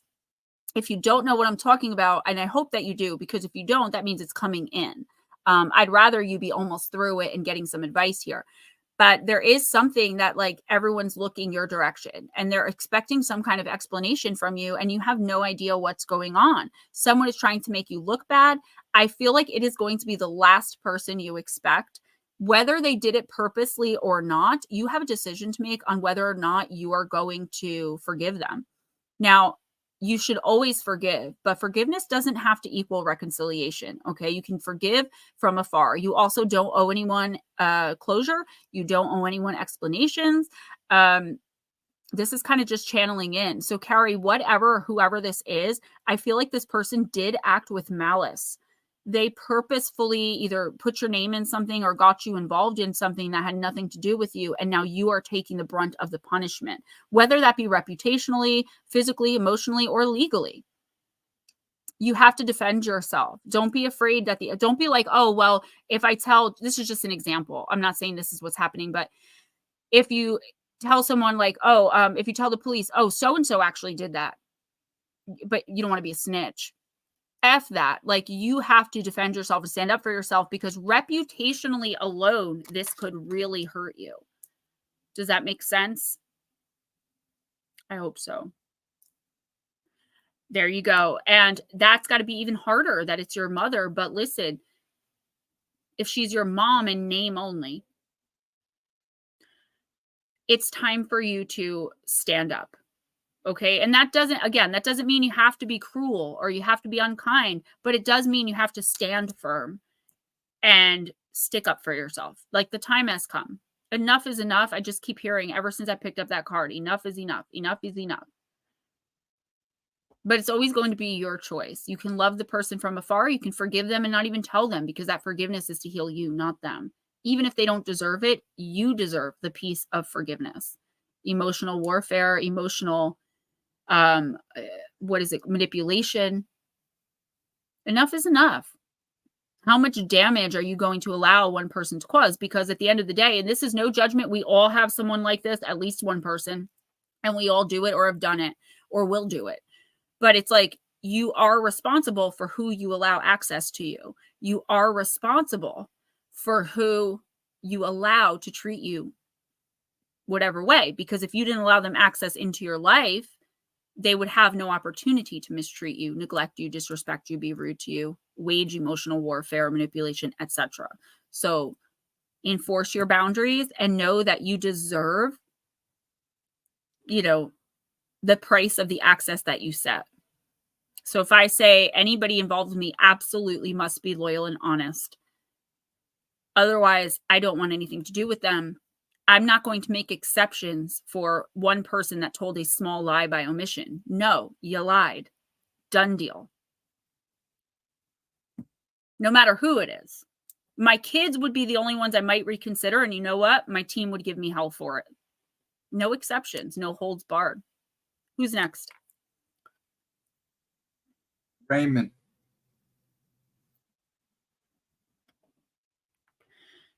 Raymond, I'm going to use the Quantum Oracle.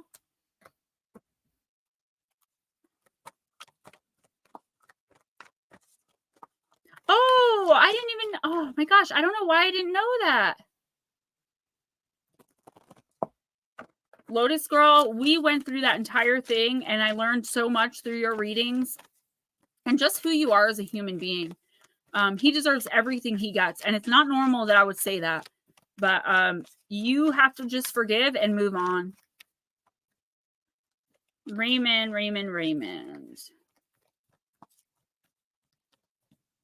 And it's okay to take a little pleasure in the slight revenges that we can have, right? Legal revenge is kind of the best.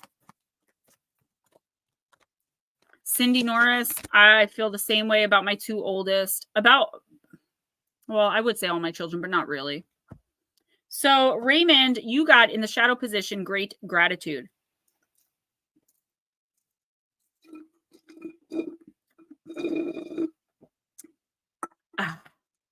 All right. Excuse me. I did not mean to burp out loud. I just get very comfy, but it did just come out. Okay, so card number 4 in the consciousness. Nope. It is a beautiful lady. But you did, like I said, you got it in the reverse. So when I'm holding the card upside down, Raymond, that means you got it in the shadow position or like the reverse meaning. So it's usually the more negative aspect of the card, but not always. Sometimes it's more positive. So let's see. When this card is reversed, it indicates a deep dissatisfaction is taking place. You may have had a recent loss, or you may be immersed in something that's very frustrating to you. Perhaps you have never even learned how to be happy. Whatever the cause of your dissatisfaction, you absolutely must make the mental shift to focused appreciation. Choose to notice all of the present value in your life right now. Let go of any envy you have for others. When you constantly long for what others have, you disregard the joy you could be choosing to engage in yourself. Your blatant refusal to be grateful becomes a self-perpetuating energy of lack in your life. Now, this is not saying that that is what you're doing, so just hold on a beat. It's time to get your enthusiasm back. Choose to be grateful at least a dozen times a day. Your life will shift from utter frustration to joyous satisfaction. Affirmation: I notice and appreciate all the wonderful things in my life. My gratitude grows more and more each day. This is a trap that you could fall into. You're welcome, Carrie. Good luck, girl. Anytime. I'm always here on the weekends. So Raymond, just by watching you talk and chat, like I know you've come so far, you've grown so much spiritually. And I think you're just starting to understand now that this was all spiritual growth, right? It may have just felt pretty good, or you may have been like, oh, cool, I learned from that. But really what's happening is you're evolving spiritually, which normally people tend to do when they start attending this chat. And I'm not taking any credit for that. It's just something I've seen happen to like everybody that's even come in here like 3 times. Like once you're in here 3 times, you have no choice anymore. But this is telling you don't fall into the trap. I do feel like there's a disappointment either in your life right now, or that's about to come in, something you were expecting or hoping or really wanting, and it just doesn't seem likely or possible right now at this moment. But what I'm hearing from your team is it's about trust. So if you trust in the universe, so I was talking about this today with some clients with personals. What's up, Julie girl? Love you. I expect that 2024, I am going to be, I don't want to say more famous, but like my brand is going to be so much more out there. I'm going to be able to help so many more people, and I'm going to be making so much more money in 2024. And I'm expecting that, just like I expect the mail Monday through Saturday. It is an absolute. It is coming. That's how you have to expect the good things in your life. It is really, really hard to train your mind to do that, to not focus on reality, which is that little red dot, catch, chase, but never catch. That is reality. That is what we focus on. That's the distraction. Start focusing on what you insist is going to happen for you in 2024. And again, expect it like you expect the sun to rise. It just is. It just is what it is. It's happening. That's it. Christian Wolf, what is up?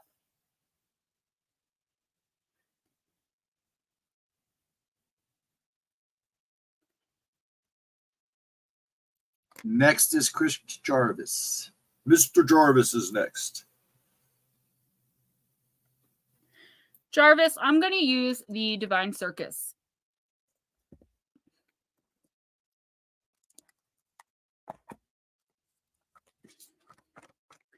I'm sorry, Jules. I'm so sorry you guys are all going through such poop.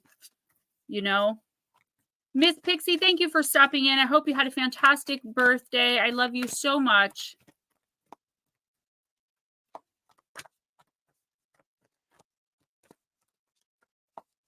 And damn straight. Lately, I've been doubting and changing that about me. Raymond, it's all right. You know, it's all right to have doubts, but just remember who you are. You are a spark of the divine, of the universe. Everything that you want and so desperately is right there. You just have to get it. You have to insist on it. And you have to work your life around and make it look like a life that would fit with what you're asking for or what you're insisting upon.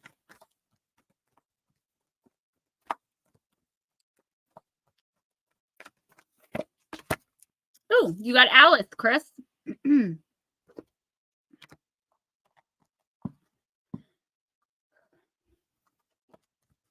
When your world becomes too small for your spirit, it can feel painful, like trying to walk around in shoes that you've outgrown. If you do this for too long, you can feel crippled with pain and unable to walk at all.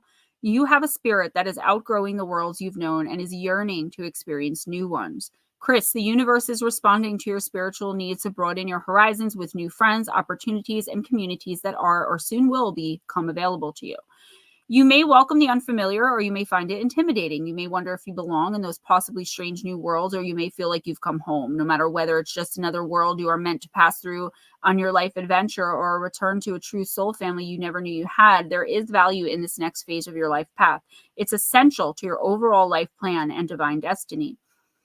When Alice appears, she brings a message that it's safe to enter into new worlds. And this has come up for you several times in the last few times I've read for you. Whether those worlds are of ideas, new lifestyles, social communities, or other like-minded groups, or even other places. As strange or unsettling as it might seem at first, you'll soon learn the ways of those other worlds and you'll flourish there. Alice also indicates a time when your perception is opening up. Intuition, insight, visions, and creativity will increase and flow. And it's recommended that you value those things rather than dismiss them as imagination or fantasy.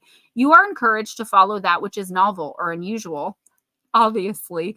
That which seems to take you into new worlds rather than making do with what has already been. Following those initial inspirations will open doors for you and gain you entry into entirely new and exciting worlds. You are ready for adventure, whether you know it or not. No, New Englander Roadie, I can't flip and find it. I don't know what you are talking about. And it drives me nuts every Friday as I'm picking decks out. I am thinking of that deck, and I just can't think of any other one except the Anne Stokes, which I do have open tonight, but that's the only one I can think of. All right. So Jarvis, definitely some opportunities for you to change direction here, whether it be physically, like moving, or shifting your focus from something that's dead, done, over with, stuck, stale, stagnant to something brand new and fresh, revitalizing. That's that rebirth and renewal energy that's coming in January. So I feel like this is the universe telling you, like, get out there, meet new people. Don't be afraid to open up. And that doesn't mean you have to tell everyone your business the minute you meet them or tell them really anything. It just means connection, you know, going out and having some fun, maybe taking up an opportunity that you never thought you would ever do. You know, I always use bungee jumping as an example because I'm terrified of heights and would never do that. But your team is telling you, like, that's the type of stuff you have to do. Stuff that you would say, oh, I would never do that, or I would never date someone like that, or I would never be able to live in a place like that. As long as it's something that feels better deep down in your intuition, like, you have to follow the yearning of your spirit. And that is something I just channeled. You have to follow the yearning of your spirit. Where are you going? What and or who needs to be left behind? Because until you clear your plate of what and or whoever this is, you're not going to be able to put anything else on it. And there is something here that is done. But I feel like you and or the other person involved, whether it be, a business that you own with somebody or a relationship you've been trying to spark up, like, one or both of you are holding on for dear life. And it's just not meant to be. It's not meant to happen. So if there's an opportunity recently that you're disappointed you didn't get, or if there's a relationship that you've been really focusing on, but it's just not happening, like, it is time to step outside of your comfort zone. Put yourself out there in the next week or two specifically, because I do feel like someone from your soul family is going to come in, either to be romantically involved with you, to bring in a new idea or a new insight, a new entrepreneurial opportunity. Like there's something here that is going to elevate your spirit and bring your soul into more of a connection with your contract. But like I always tell New England Dirt Roadie, you absolutely must go out and meet people and interact. For you though, you're able to meet people online and maybe do something through that way. There's opportunity here for major change, something you've always dreamed of or always wanted in and or for your life. You just have to be able to see it.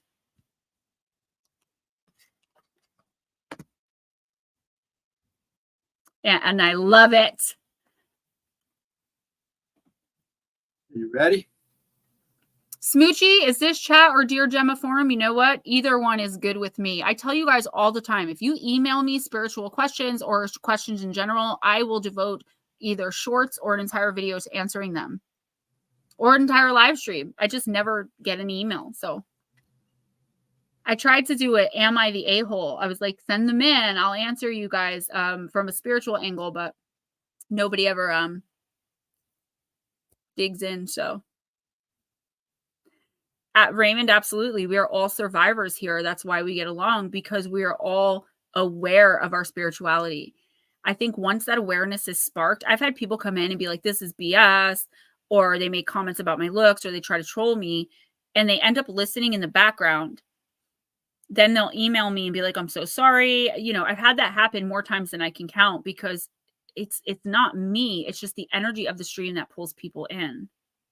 And that's like a boy named Sue. We are thrivers, baby. Who's next? Mark. Sir Mark. Let's do Deep, Dark, and Dangerous, the Blue Crossroads deck.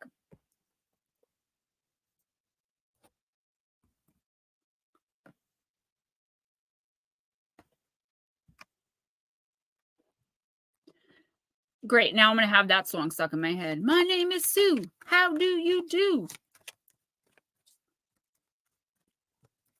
I'm not big on my government name either, to be honest with you.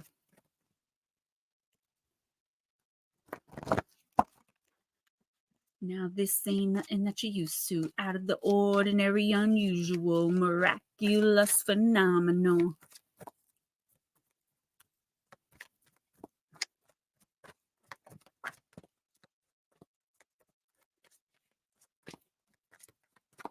All right, let's get it for Mark, please. Darling Deb said, I'm listening, but I had to pop in that boy named Sue comment. Cindy, I do, but I think it's because I grew up and like there was nobody else with that name, or people automatically assume Cynthia. And it's annoying. Plus, not to get too personal, but I have 3 first names. So I'm interchangeably called. And then there's Gemma Jade. So I'm called Gemma and Jade. So any 5 of those names I'll respond to any of them. But growing up, nobody had that name. I wanted a unique name like Natasha or Gemma, but didn't quite happen for me. I'll tell you what, if I ever do become famous, when I become more famous, because I'm not talking about like Kardashian famous, I'm talking about spiritual retreat, helping people and bringing people together, which is what I want to do for a living, and like build my gempire around that. I think I might change my name to Gemma Jade with my last name. Not sure though. I was named after, Sin, who comes in here, C-I-N, my aunt, that's who I was named after.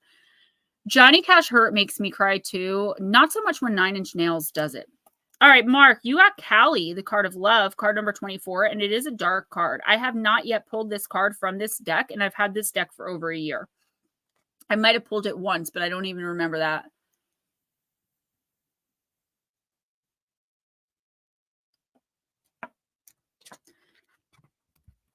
Yeah, like especially for me, that song really reminds me of like my addiction.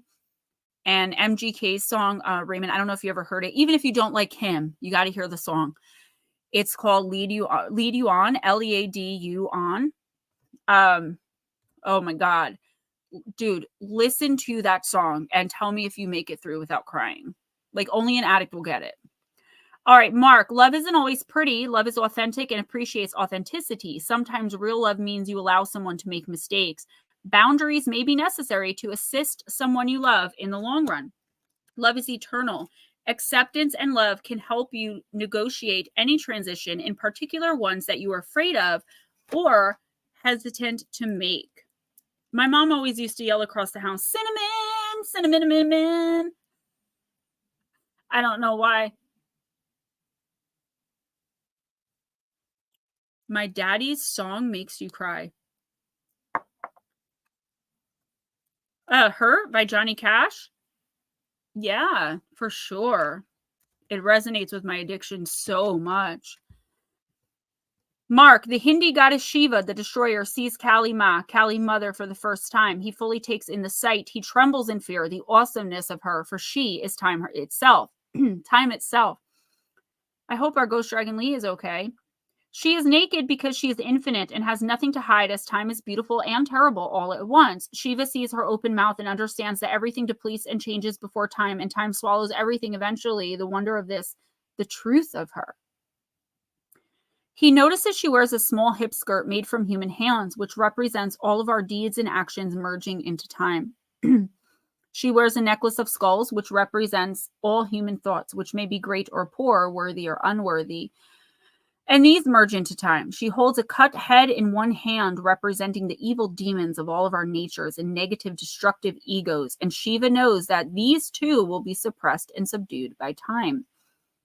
He sees her dancing on the flame and ashes blackening her body, and he knows deeply that everything that is not needed can be purified through her. He realizes with shock that she is compassion incarnate. Everything can be given to her. Everything, all of it, and she will transform it. She, in her fierceness, will turn it all into love. Shiva sees her fully and loves her immediately. So your plant companion is sandalwood, and your crystal companion, interestingly enough, is iron, so metal. I've got my labradorite blue kyanite, and clear quartz necklace on today. I thought I might have been wearing my pyrite, but I'm not. Okay, so Mark, this is definitely interesting. I feel like you are, I don't want to say coming to terms, but it's like there's something that has traumatized you either in your past or that presently is giving you pause. Like you don't want to take the next step into something. You don't want to approach somebody. There's something waving around in the air in front of you that either you really want to do, you really want to say, but your courage is lacking in this area. Okay. And what this card is saying, what the universe and your team are saying to you is, listen, it's all about love. If you're approaching anything you do, everything you say to the best of your very flawed human ability, to do it with and in kindness and in love, you're going to be okay in the end. The only kind of people that are going to take love the wrong way are people who aren't worthy of it right now. All human beings are worthy of love, but some aren't in a space of that right now. I feel like you could be focusing your energy on something or someone that just is not reciprocating. And it's not out of a lack of love. It's out of a simple, like, there's disconnect there. It's not meant to happen right now, at the very least. I feel like what this card is saying is focus on doing the things you love. Focus on as best as you can, spending time with, talking to, communicating, connecting with like-minded people, just like you do in here. And I think being mentored by Lara is a tremendous thing. It's a tremendous gift for you. And I do apologize that I just didn't have the time to do it, but you are in amazing, great hands. I don't even need to tell you that. Work with and through everything that's going on with you right now, and try to look at all of it and everybody in this situation in your life through the lens of love and kindness, remembering that human beings deserve dignity. So if someone is acting out towards you, that doesn't mean give them a hug, but it does mean understand that they're battling something you don't understand and have nothing to do with, and you just kind of you're like the culprit or the whipping boy at this point. That doesn't mean you have to be anyone's whipping boy, but I'm not saying this right. It's okay to walk away without becoming offended. It's okay to just understand that, like, everybody's going through something. and not to take that on you as like it's a flaw in you. Love yourself enough to know your worth, and it's not dependent on anybody else. Make it not dependent on anybody else. And I feel like there is a lesson that's either happening or about to happen that's going to teach you this, and it may be painful, but at the end of the day, you're going to be just fine, and you're going to be so much better off for this having happened than if it didn't. A cloud for a hat, geometric pattern. I have 200 decks. That's probably why I don't know what the hell. The cloud hat guy, I remember that card. I have to think about where that was. Oh, Folsom Prison Blues. No, we were talking about Hurt. I'd like Folsom Prison Blues, though. Ghost Dragons, thank you. Who's next? Who's after Mark? Val.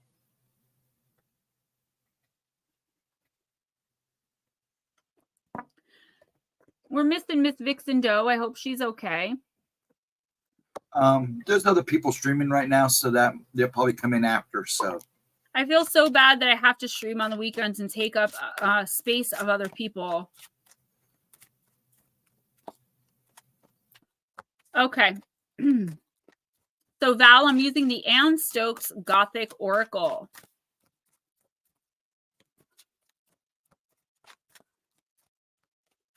Guys, by the way, thank you for all of your donations just throughout the months. I do appreciate it. I don't think I tell you guys that enough. The PayPal and Cash App donations, you guys are always sending $5 here, $10. Like everything helps. I appreciate you guys even giving me your hard-earned money. I hope I'm earning it for you. I'm doing the best I can. So we don't have any videos for members or regular this Monday because I didn't have time this week with RJ being off. I tried my best. That's good, Mark. I'm really glad to hear that. That's awesome. So now you can come to terms with that, make peace with it from a place of love instead of like maybe anger or regret or whatever negative feeling you're feeling. It all transmutes into love. It all transmutes into love. So the issue with members videos that I'm having is like when I read Missing the Faith Theory, because I'm currently putting together listener encounters for members. I only got 7 views. So the problem with that is it brings my algorithm down really, really bad. So what I may have to start doing with members only videos is releasing it for 24 hours and then putting it into a members only category, only because I don't have a big enough channel to have enough members yet. Like I want to do members only live streams. I want to do, send you guys little gifts on your birthday. I just don't have enough of you right now. So members are definitely like, I'm channeling right now some stuff about shadow beings that I'm going to put for members only. But I think I'm going to have a 24-hour grace period just to allow everyone to view, because I accidentally did that twice and I got my views up. I didn't do it on purpose. But this time I did not do that accidentally or on purpose, and I got 7 views. So I don't want members to feel like I'm kind of gypping them, but I just need to focus and worry about the channel as well. So I'm hoping that you guys understand why I have to do that just for now until my subscribers go up. I watched this guy who had 20,000 subscribers in the beginning in January of 2023. He now has like 90,000 subscribers. So he went up 70,000. Like you never know. And I do feel like my brand is growing, and I'm doing so much to just try to keep everyone happy and like in the same place. Shorts, they take a lot of time. Everything I do takes so much time, and I love, love, love doing it. But I just want it to work. Like this channel is everything to me, and I want it to work. So yeah, it's been so busy. School has off for 10 days, and I don't let anyone watch my son except my mom, and my mom lives 2 hours away, so that doesn't really work. So when he's like tonight, he's spending time with daddy. Daddy had to take him to work. It's not easy when you don't let people watch your kids. When you're an extreme introvert, it's not easy letting people in, All right, I'm sorry, Val. Ooh, beautiful card. Owl Messenger. Yes, you can pay for fake subscribers, but if YouTube catches you doing that, you are automatically banned from the platform.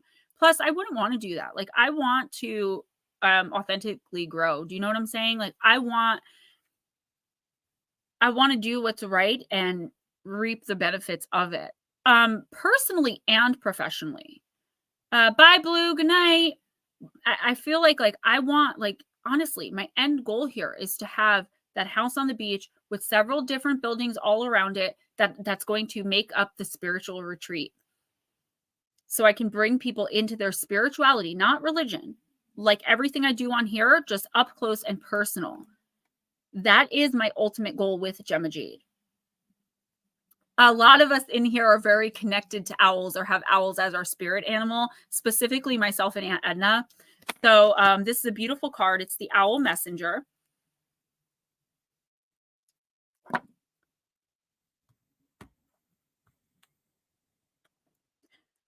Let me check. Oh, it Private did, chat. Edna? You need to take a picture of it and send it to me. Got you. On the Jersey Shore. Yeah, it's beautiful. Like down Wildwood, Avalon, where Oprah and Bon Jovi have houses. My friend had a house there. It's gorgeous. Not like Seaside Heights where the Jersey Shore was filmed. I'm talking further south, more like towards Atlantic City. You guys have no idea how beautiful it is. Like clean ocean, free beach. Pretty awesome. Communications. A young woman casts an owl from her balcony. Holding a scroll between its claws, the bird flies into the sky with great speed and its eyes firmly set on its destination. In our modern age, we receive many messages throughout our day. We no longer rely on just the mail carrier to deliver letters and documents, since we now have an array of electronic means for sending and receiving information. Val, if you have drawn this card, it would seem that a message is headed in your direction. Is this information or confirmation you have been waiting on, or will it be a complete surprise? As well as personal greetings, letters, and general correspondence, this card also suggests contracts or much-awaited test results. Although Owl Messenger can predict mail arriving on your doorstep, it can also encourage you to put pen to paper, so to speak. Have you got forms that need filling out and sending, or might a loved one appreciate a call or some kind of contact? A message could make their day. So this is twofold. Number one, if you've been thinking about someone a lot lately and you're like, I don't know if I should call them. It's been so long, or last time we talked, we had that little argument. Reach out to them. It's about damn time. And there's a reason the universe wants you to reconnect with whoever this is. If you don't have anyone like that, maybe someone will be coming in and giving you a call. Second fold is if there are any kinds of paperwork, whether it be contracts, legal documents, anything like that, definitely wait until at least January 10th before reviewing them and signing them, okay? Because we're in the retrograde now. The last thing with this card, Val, that I would say is don't be surprised if you get a serious opportunity or some serious good news, a major blessing through the mail. Now I'm hearing email, so it could be email or snail mail, but one or the other. It's not going to be a phone call. I don't see a phone call. I don't see a text. I see email or snail mail where your world is just going to be, your mind's going to be blown. It's definitely good. It's nothing bad. If you're waiting for test results, like the card said, that was oddly specific, and I don't like when the authors do that. But when I have my own deck, I just won't do that. It's going to be fine. Everything's going to work out in your favor. This card itself is a message of hope, of prosperity, of opportunity, of love, happiness, enjoyment. This is a very, very high vibrational card. So whatever is coming in for you, expected or unexpected, it's going to end so well, even if it doesn't seem like that from the onset.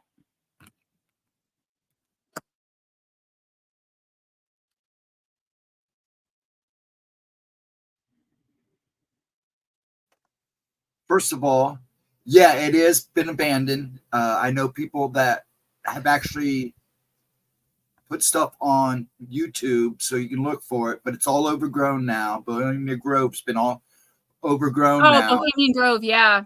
And they've abandoned it. They've moved it. Everybody's trying to find out where they moved to. Since they got that camera in there. Well, Alex Jones did that. And I know, I covered Bohemian Grove on the channel.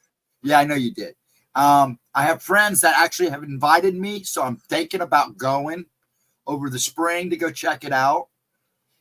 So it'll be interesting. I may go and record. Next to Smoochie. Smoochie girl. I don't want to do that one for you. I'm going to use the Magical Dimensions because I don't want like a religious figure to pop up. You know what I'm saying? Magical Dimensions should be good though.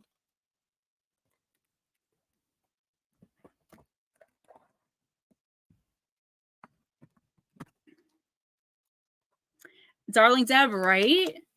So you guys, I think somewhere around my birthday, Ray and I are going to go to a haunted bed and breakfast. I was going to go with maybe my mom or just solo because I'm supposed to be speaking at a Gettysburg event at this place in July.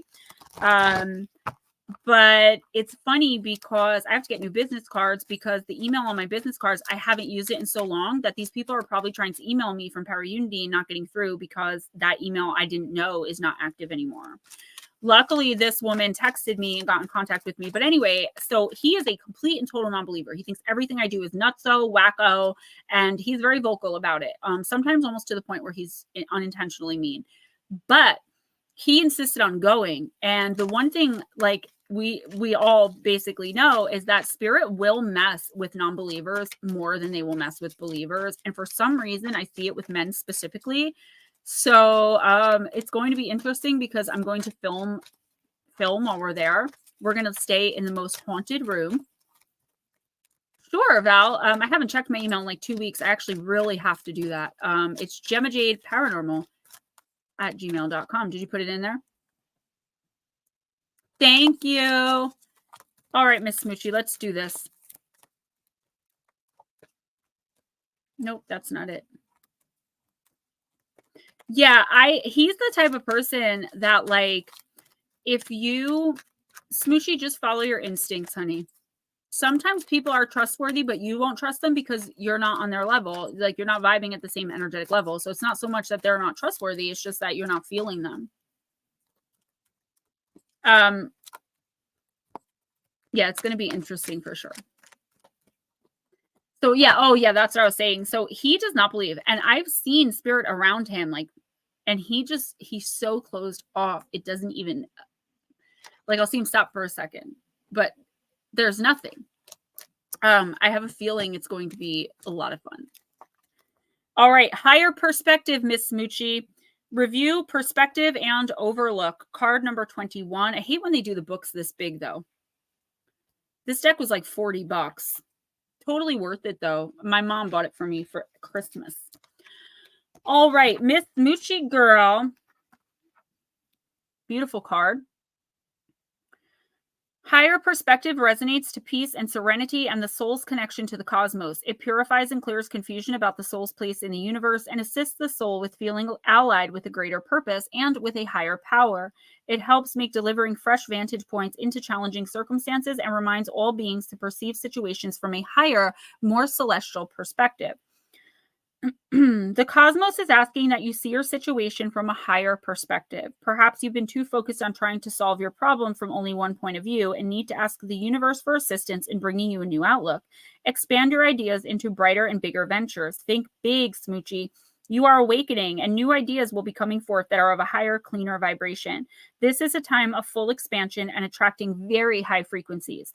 Companion crystals are sugilite and lepidolite, and I don't have any more because I gave them all away. But what I will say, Miss Smoochie girl, is that I feel like a lot of things that you are interested in right now, focused on, they're going to be like, I'm sorry about the Amazon boxes. I'm trying to fit this deck back down and it's just not working. You're going to be like, your perspective is shifting constantly. I feel like you're, like you said, you don't know who to trust. You don't know in certain situations, like, really what to believe. The universe is saying, like, you do know. And once you connect with that instinct and intuition and just take it and roll with it without questioning it, which is really hard for you, I know, because you're an Aquarius sun and you analyze and think and you want to be sure before you make decisions. Never impulsive in that department, right? But the thing is, Smooch, the universe is trying to show you something. It's trying to show you who to trust. It's trying to show you what's real. It's trying to put it right there in front of you. But these old ideas and ideals, at least in one situation, you're so clung to them because you've analyzed them, because you've thought them through, and because they make perfect sense to you. But the fact of the matter is, that's not the deal right now. Maybe something's changed. Maybe something that was true is no longer true. Or maybe that set of ideals and ideas just aren't right for you. And I don't know what this is. And I don't know where this is coming from. This is one of those readings where I'm like, I don't know. But apparently the universe is trying to show you the bigger and more full picture of something. Just be careful, at least in the next week or two, what and or who you claim to represent. And that's what I channeled in. Oh, I know that girl. Okay, Salvador's next, but I don't know if he's still here. And Pammy Smith, did you want one? She usually goes. And Eric M, are you still here? Eric M, Pam Smith, and Salvador. And Madison. And Miss Madison. Good night, Mark. You have a wonderful one. Bye, Mark. Hopefully I'll see you tomorrow night. You have a happy new year too, if I don't. Take care of yourself. None of those people are still here? I don't know. Madison might be working. She'll probably pop back in. Yeah. Go ahead and do New England right now until somebody answers. All right. And I'll leave question marks beside their names just in case. Then Melissa Nicole will be next. If she... All right, New England Dirt Roadie, I'm using the magic of you. And Melissa Nicole, if you're here, let me know.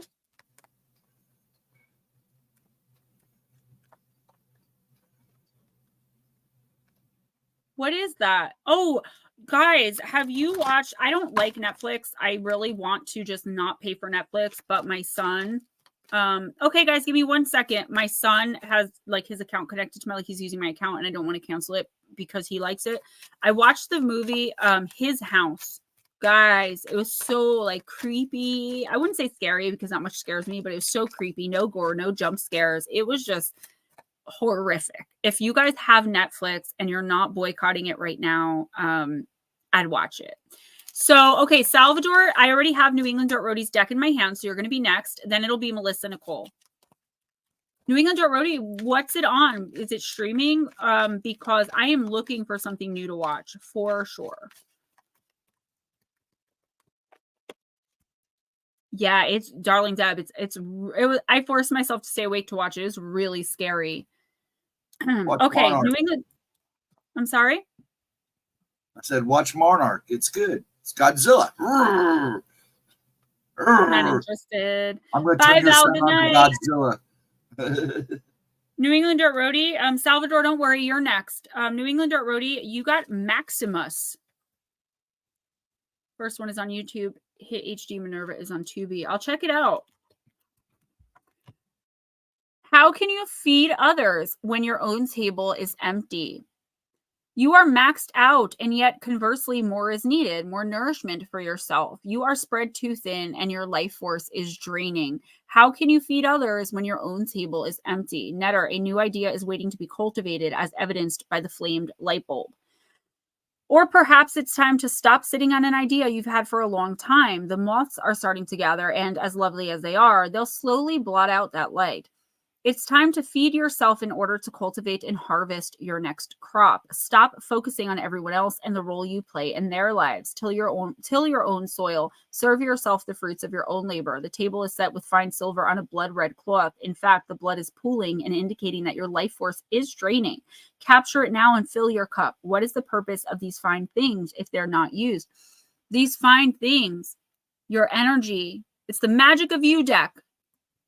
Your energy, your spirit. I don't want to say your humanness. I feel like it's your humanness that's doing this to you. You're in a place where you might be feeling isolated or lonely or just lost and confused. Even if you don't feel that way all the time, I do feel like a lot of that is coming in for you. Again, I will tell you, and I'm so sorry, it's been the same message for like 10 weeks, but it's like you have to put yourself out there. And don't worry about how you're being perceived. Have that confidence and faith in yourself that you can just go out there and be handsome, wonderful, smart, confident, funny, kind of goofy, silly, which I love about you, New England Dirt Roadie. And you can get out there and meet people without having to wonder if they're going to like you or if you're enough or if they're going to think you're weird and we all have the right to that. Maximus. Netter, I just feel like you are stuck, you are stale, you are stagnant in life, and there's so many things that you could be accomplishing if you would just take the next step. Don't be afraid of anything, failure or success. You are a success. There's no way you can fail, and as long as you keep telling yourself that and meaning it, expect it like the male, that you will win, you will succeed, you will thrive, you will do more than survive, you will live. How can you possibly fail? But you have to put yourself out there. You have to connect with people in order for the opportunities to come in. And that's why you're so stale, stagnant. You feel, I don't know if it's lust or confusion or whatever it is that's making my mind feel muddled right now, but whatever this is, it can easily go away if you would put yourself out there and connect in person. That's the thing of it, in person.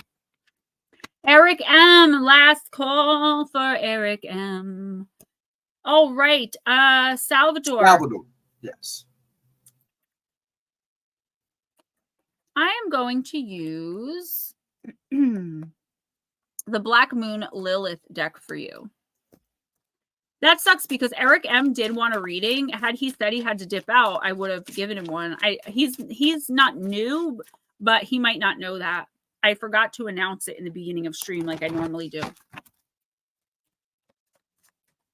Multifaceted jewels. This week has just been so crazy, but Sunday I will be alone all day. Now I will be working my butt off to make sure, hey Dogman, thanks for stopping in, to make sure that I actually have a paycheck coming this month after paying back all my loans for Christmas. But I will be available if you just want a quick chat. Okay, Eric, it's going to be Salvador, Melissa, and then you. So hang tight, and I will try to get through them a little quicker. I love what he says. Oh, yeah. I hear Macho Man or like the Kool-Aid Man in my head. All right. Salvador, you got Ashera, the mother of the gods, card number 20.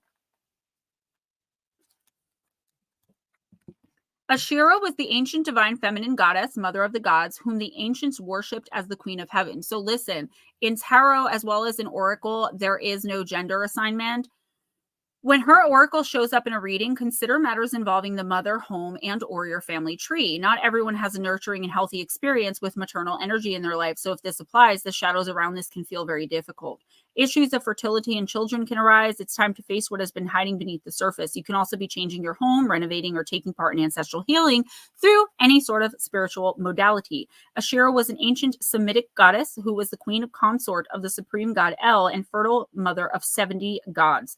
She was worshipped alongside El, but ultimately her presence led to suppression when patriarchally based monotheism took hold. Ashera is another example of how powerful, dark, divine feminine figures have been demonized by male-dominated religious patriarchy. I cannot stand whoever wrote this book. Even the demonized queen Jezebel worshipped Ashera, having dedicated pagan rituals and ceremonies to the queen goddess. Not only was she a goddess and a deity, but Ashera was also the name for the sacred ceremonial poles or trees used in ancient pagan altars. It is theorized that they were used to worship and venerate the goddess. These Ashera poles were typically used in pagan practices, but were later banned and demonized by the religious patriarchy.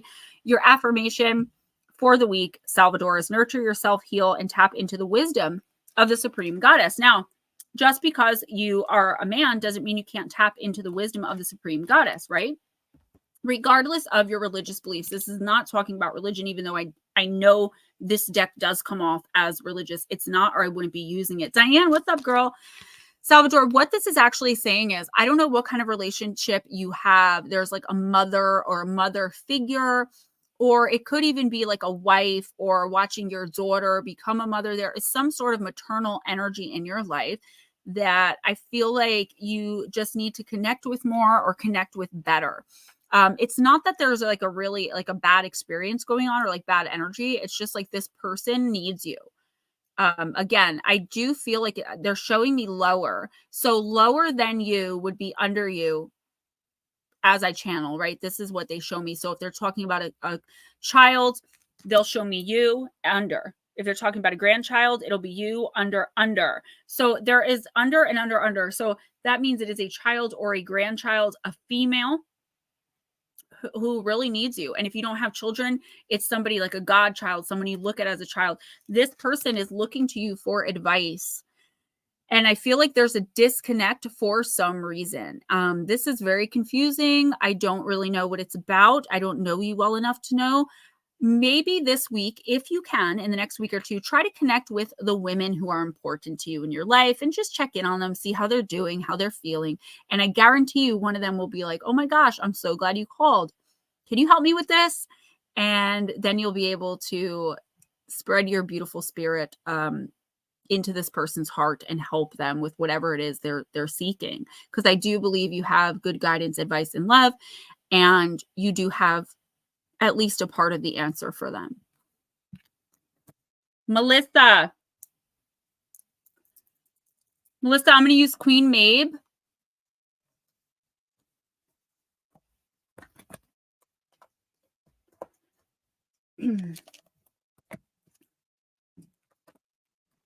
Miss Diane, so good to see you. You guys are so sweet. Eric, thank you so much for your patience. You are after Melissa. You are next, sweetie.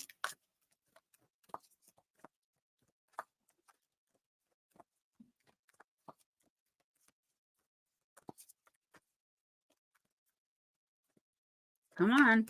Any day now, Spirit, for Miss Melissa Bacon Nicole. No, just one card. Thank you. No. All right. I can't show this card because there's full frontal nudity. It's Welcome, Dread, Fury, card number 37. I'll show it quick. There you go. All right. I'll hold it up backwards. It's so ridiculous. So I know. Like, what are we doing here? Okay, card number 37. Welcome, Dread, Fury. Aw.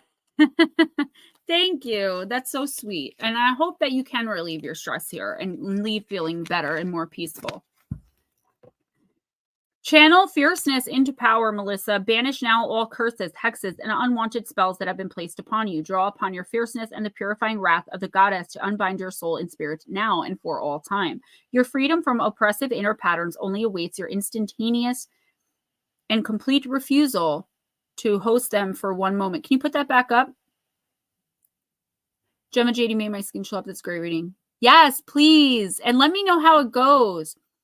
Melissa, your freedom from oppressive inner patterns only awaits your instantaneous and complete refusal to host them for one moment longer. The patterns to which I refer may include self-criticism, disempowering cultural programming, coercive control from an individual or a group, codependency, intimidation, gaslighting, abuse, or any other form of physical, mental, or emotional hijacking. You are not as impressionable as you have been made to believe. You are not as susceptible to idle whims and wishes. You were not born to play a supporting role in the lives or the fantasies of others. You do not deserve to have your power siphoned or your freedom limited. You must choose now to unchoose any or all of these things for once and for all. Melissa, this comes up for you an awful lot. Find the dread fury within you, the sharp-taloned, black-eyed goddess who will suffer no foolishness and no fools. Allow yourself to feel her presence that arrives like an inferno to incinerate all you no longer will accept. Let her wild liberation burn through you like a glorious explosion followed by an all-consuming fire. Human culture and human relationships can be battlefields. There are those who would channel your power towards their egotistical agenda. Sometimes you must work to heal such dynamics through thoughtful counseling and inner exploration. Other times you must change your circumstances by immediately and utterly refusing. You must display your sharp teeth and scream a loud and piercing no that resonates throughout time and space, causing all that you are unchoosing to retreat and to dissolve away. The fierce and furious goddess is here for you. Melissa, she reminds you that you have all the power you need to step out of whatever this is that's been binding you, and you have that power right now. You need to use it, and never look back. Melissa, this is some serious poop we got going on here, and I don't know what's going on in your personal life because I only speak to you in chat. But there is definitely still that toxic masculine energy that is absolutely emotionally, physically, mentally, and spiritually draining and hijacking you. And the universe is like, what are you doing? The universe and your spirit team, like, they know it's a hard decision. They know that your choices are limited. They know that There are a million reasons that you cannot get out of or escape this, but they also know that there's at least one, at least one reason that you absolutely have to. It's going to become a very dangerous game that could end up being deadly for you. And I know that sounds very theatrical and dramatic, but this is what I'm channeling.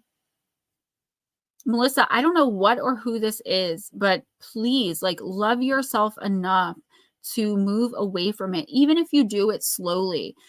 If you decide that you're not going to be in a relationship with a toxic, narcissistic person anymore, but you're still living with them, or you still have to co-parent with them, or you have to absolutely disconnect them from your life, cold turkey, no contact, and that's it. And that's the only way that it's going to work.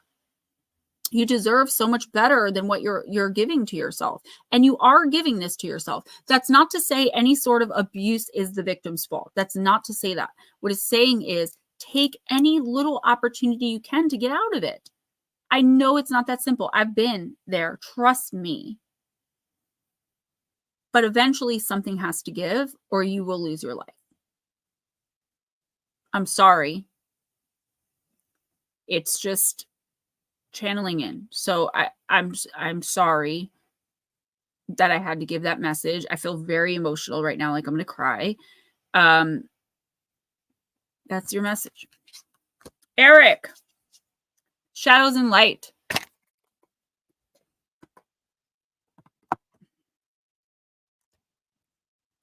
You're so welcome. Please I know it's not about respecting yourself and loving yourself enough. I know that from experience. And I hate when people say, just leave.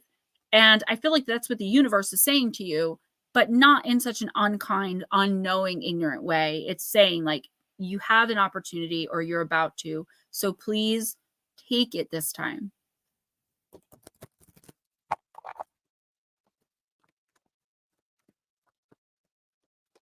It's one of the hardest things in the world to do. I just know it. That's why I hate having to give that message, because I've lived in it for years and years and understand it.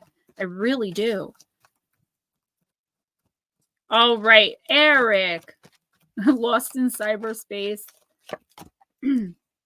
Callie's here again.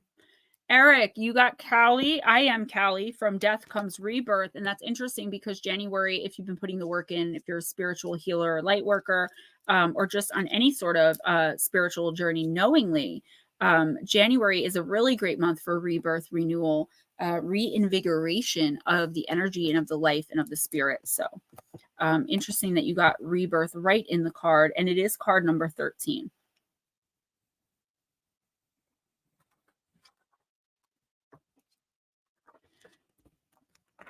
Kali is the blue-skinned Hindu goddess of birth, death, and rebirth. Here she represents the destruction phase of this natural cycle, and it is her role to clear away all that is no longer needed. She is often depicted dancing with swords, and she is said to cut off the head of those who do not heed the necessity of moving through natural cycles. Her necklace of severed heads represents the end of slavery to the overthinking, over-analytical self who gets stuck when all that's needed is action. And Melissa, that's for you too. All that's needed is action, baby girl, something. This goddess is very strong, very powerful, and in many ways extremely protective, though her fierce nature can often frighten timid souls who fear decisive action. As she is a mother goddess, she helps with issues to do with brothers and sisters, teachers and parents, and will help with painful transitions. Once received in a message, Kali energy is already activated. Let go and allow her to assist you, Eric, in releasing all that is no longer needed and in taking powerful action to change the course of your life. Kali speaks. I am the dancer who moves through the fire, who wields my sword and severs the cords of energy that entangle you, and who is not afraid of the death that needs to happen. This is death as in the ending of a cycle in your life. This is not an actual physical death of you or anyone that you know. It's just dramatic change, usually over time. And this is either the very beginning or the very end of it for you, of something, of some cycle, of some relationship, of some situation, of something. But it's huge. It's a huge deal, Eric. I am clearing all that is leeching off your energy, draining your strength, and abrading those relationships that cannot do anything but keep you stuck. Whether you realize it or not, you called on me, Eric, and I have come to clear the path, to destroy that which you have longed to let go of. Something's time has come, and it will be born again, as nothing ever truly dies. It only changes, and that time has come. I am pure fire energy and the great mother, and as I dance, the death you face brings you into new life. Divination message. Working with Kali is extremely powerful, but it is work we all do and we all must do at some point. If you have drawn this card, you are working with the energy of the fire of the dancing mother goddess, who will teach you how to go through the change you have been resisting and feeling was too much, and who will purify and change everything. You must not stay still with this energy. Movement is essential for working with Kali, and her fierce nature is in fact a test of your own strength. Can you do what needs to be done and still dance? Can you rejoice in the purification of still energy? Can you walk forward without hesitating? Can you say yes to what will come for you on the other side of Kali's fire? And will you wear your lessons proudly, Eric, as she does her necklace, and know that this death is an incarnation within an incarnation, a new life within this lifetime, born of fire? This is, wow. Bob, a Jin. I mean, you know yourself better than me. Yeah, Netter, I've pulled this card before. It's just I pulled the Kali card for someone else earlier, for Mark, from a different deck, and I never pulled it before. Yes. So, Eric, this is a new beginning, but this is telling you, like, you have to hold on to whatever this new beginning is. Don't start it and then stop it, like, in the middle. Don't let fear of either success or failure hold you back. This is going to bring you into a whole new dimension of life. This is a major, major change. And I think at a point it could end up feeling, or has felt, somewhat catastrophic, very confusing. Like, are you making the right decision? And I feel like you have people kind of enabling you or trying to manipulate you back. None of that should matter. What should matter right now is constant movement forward. Just keep making the next best decision for yourself. I will say it. I say it at least once a week. Self-care is not selfish. It is absolutely a must, especially for light workers, for people like us that come into the stream, whether it be every once in a while or every single week whenever I do it. You're growing and you're changing, and not everyone around you is evolving in the same way or at the same rate. You're on a journey, and constant movement forward, continuously doing the next best, the next right thing for you, and knowing that it's not selfish, because in the end, you're going to be such a bigger, brighter, and better person. You're going to be able to do more for more people if you continue.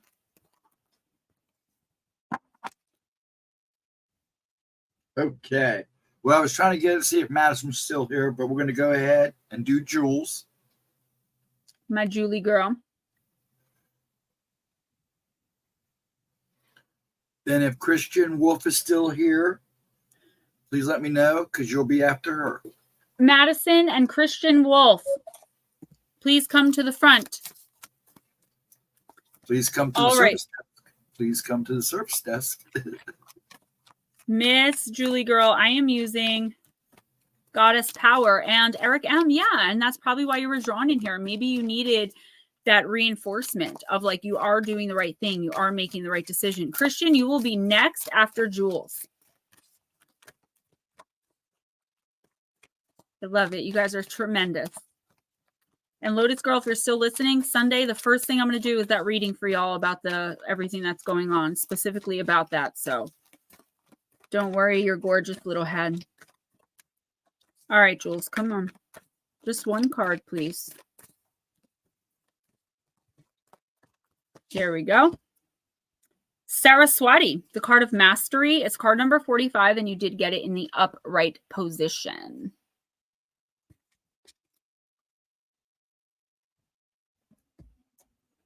This deck, I've underrated this deck. I don't use it enough, and I've come to, at first I really didn't like it, but I've come to really like this deck. You know, for your shorts, you could rate your decks. I've done 2 already. I've done 2. They really didn't get. It's really? like I go by what gets the views. And it's like, for some reason, people do not watch my shorts. Thank you so much, Eric. That is tremendous. I really appreciate it. All right, Miss Jules, card number 45.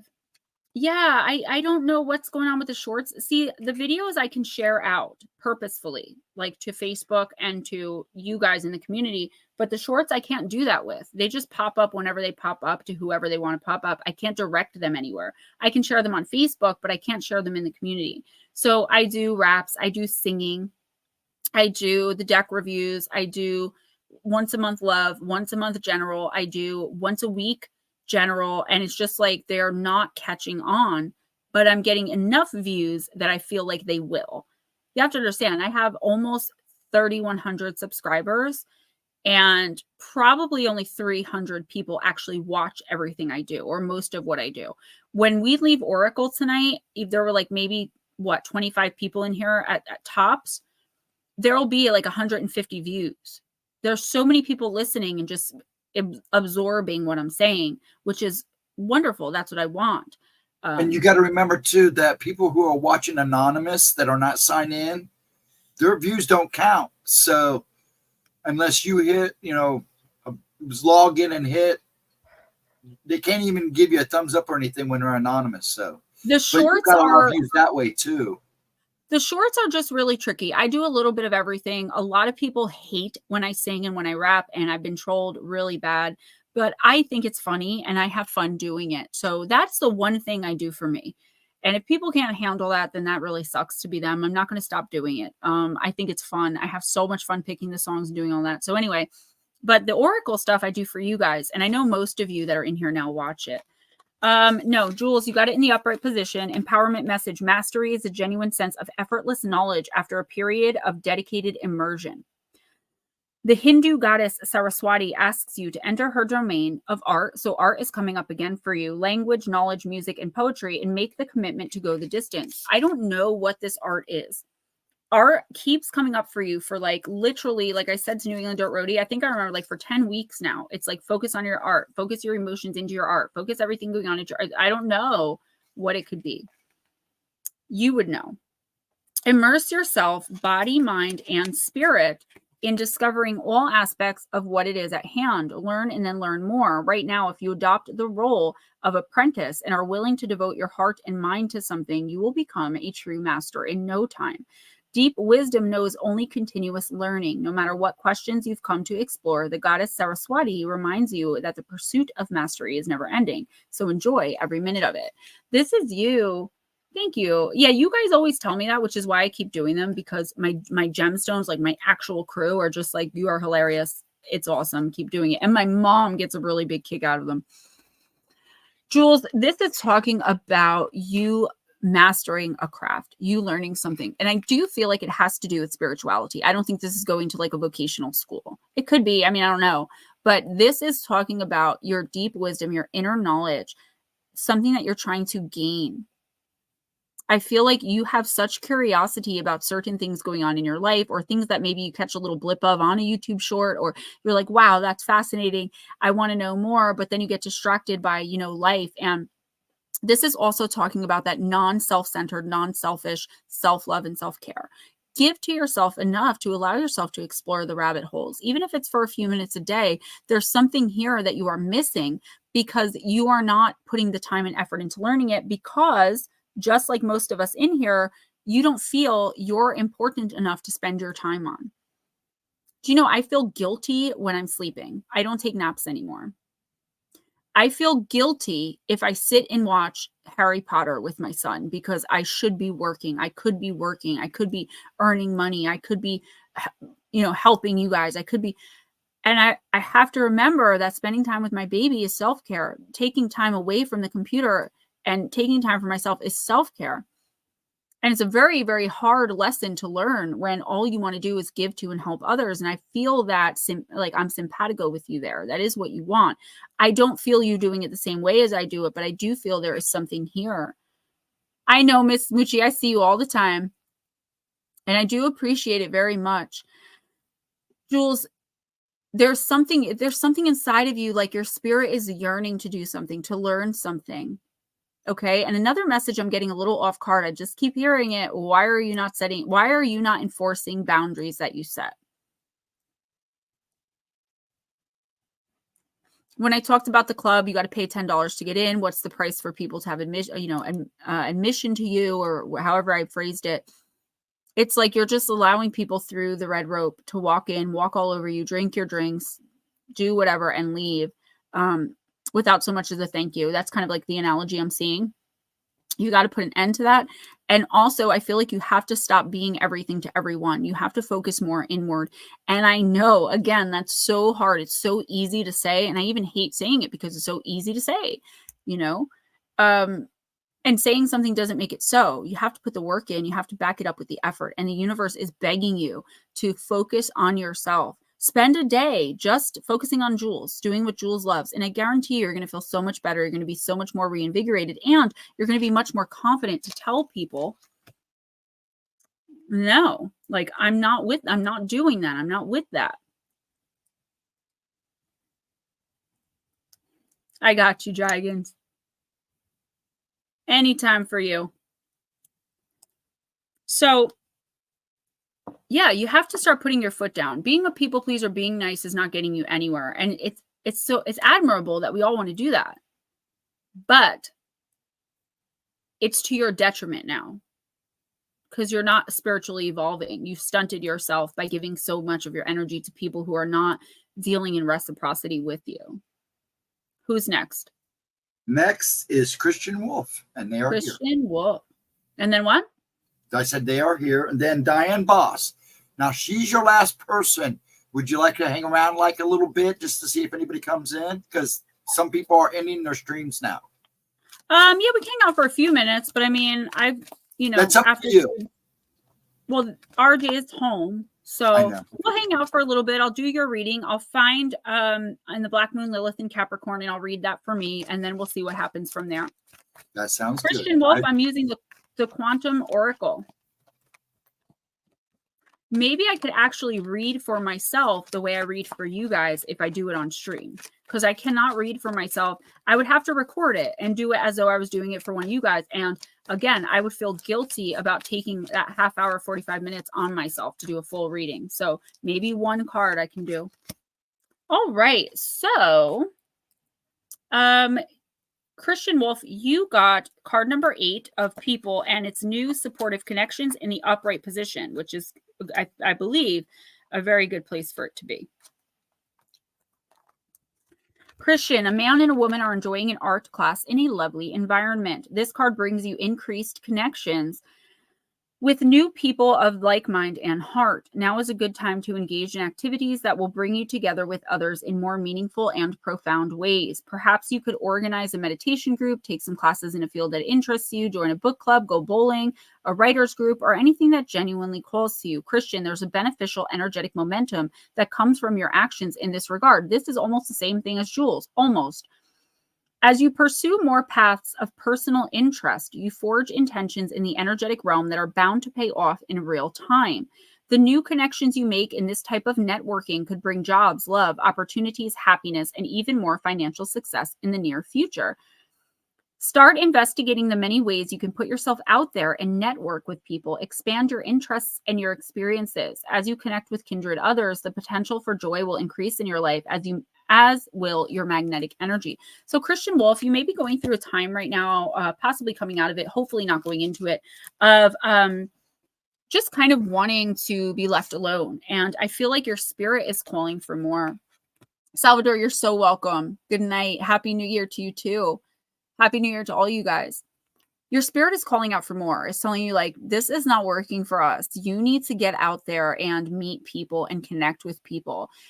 Though it's wonderful to sit around and take some time out. And I'm not saying you're lazy or anything like that. I'm just saying, like, to take time out and get to know yourself and spend time on and with yourself.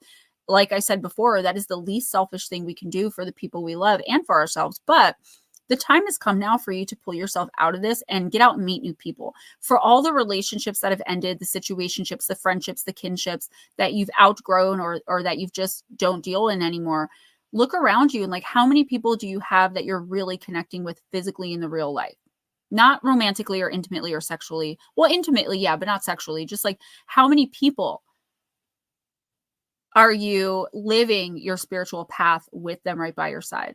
that understand you, that are learning and growing with you, that you can talk about with these things. Even if it's not your spirituality, there's something here that you have no common interest with anyone around you.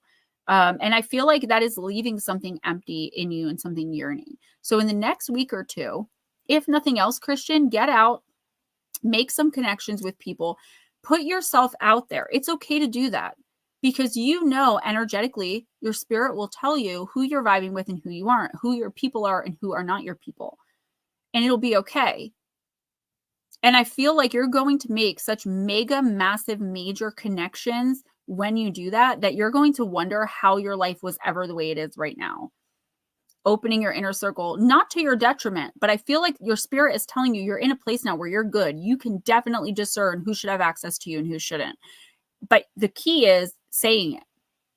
If you know someone's a jerk or that they're like a thief, you don't want to invite them into your home, right? You don't have to say you're an effing thief. I don't want you anywhere near me, but you can say, no, I'm not really ready to bring anyone to bring you to my house yet. I don't know you that well. Or I'm not dating right now. It's okay to tell a little white lie to get someone off your back. As long as it doesn't become this big thing, right? You're allowed to put your foot down and say, no, like I don't accept people like that into my life. And that is a very, very, very hard thing to learn and a very, very, very hard thing to do. But your spirit is calling you to do it.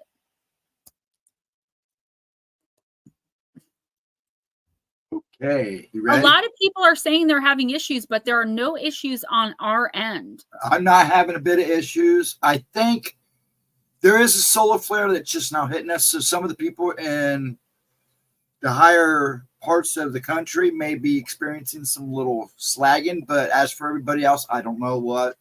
Just try rebooting. And Diane is next. Sorry about that, guys. Diane, I'm using the new deck, the Black Moon Lilith.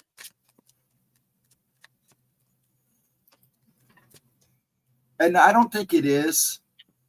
I think you actually moved it out, but you never know. You'll know soon when something traumatizes somebody in the family and it shows up. That might happen.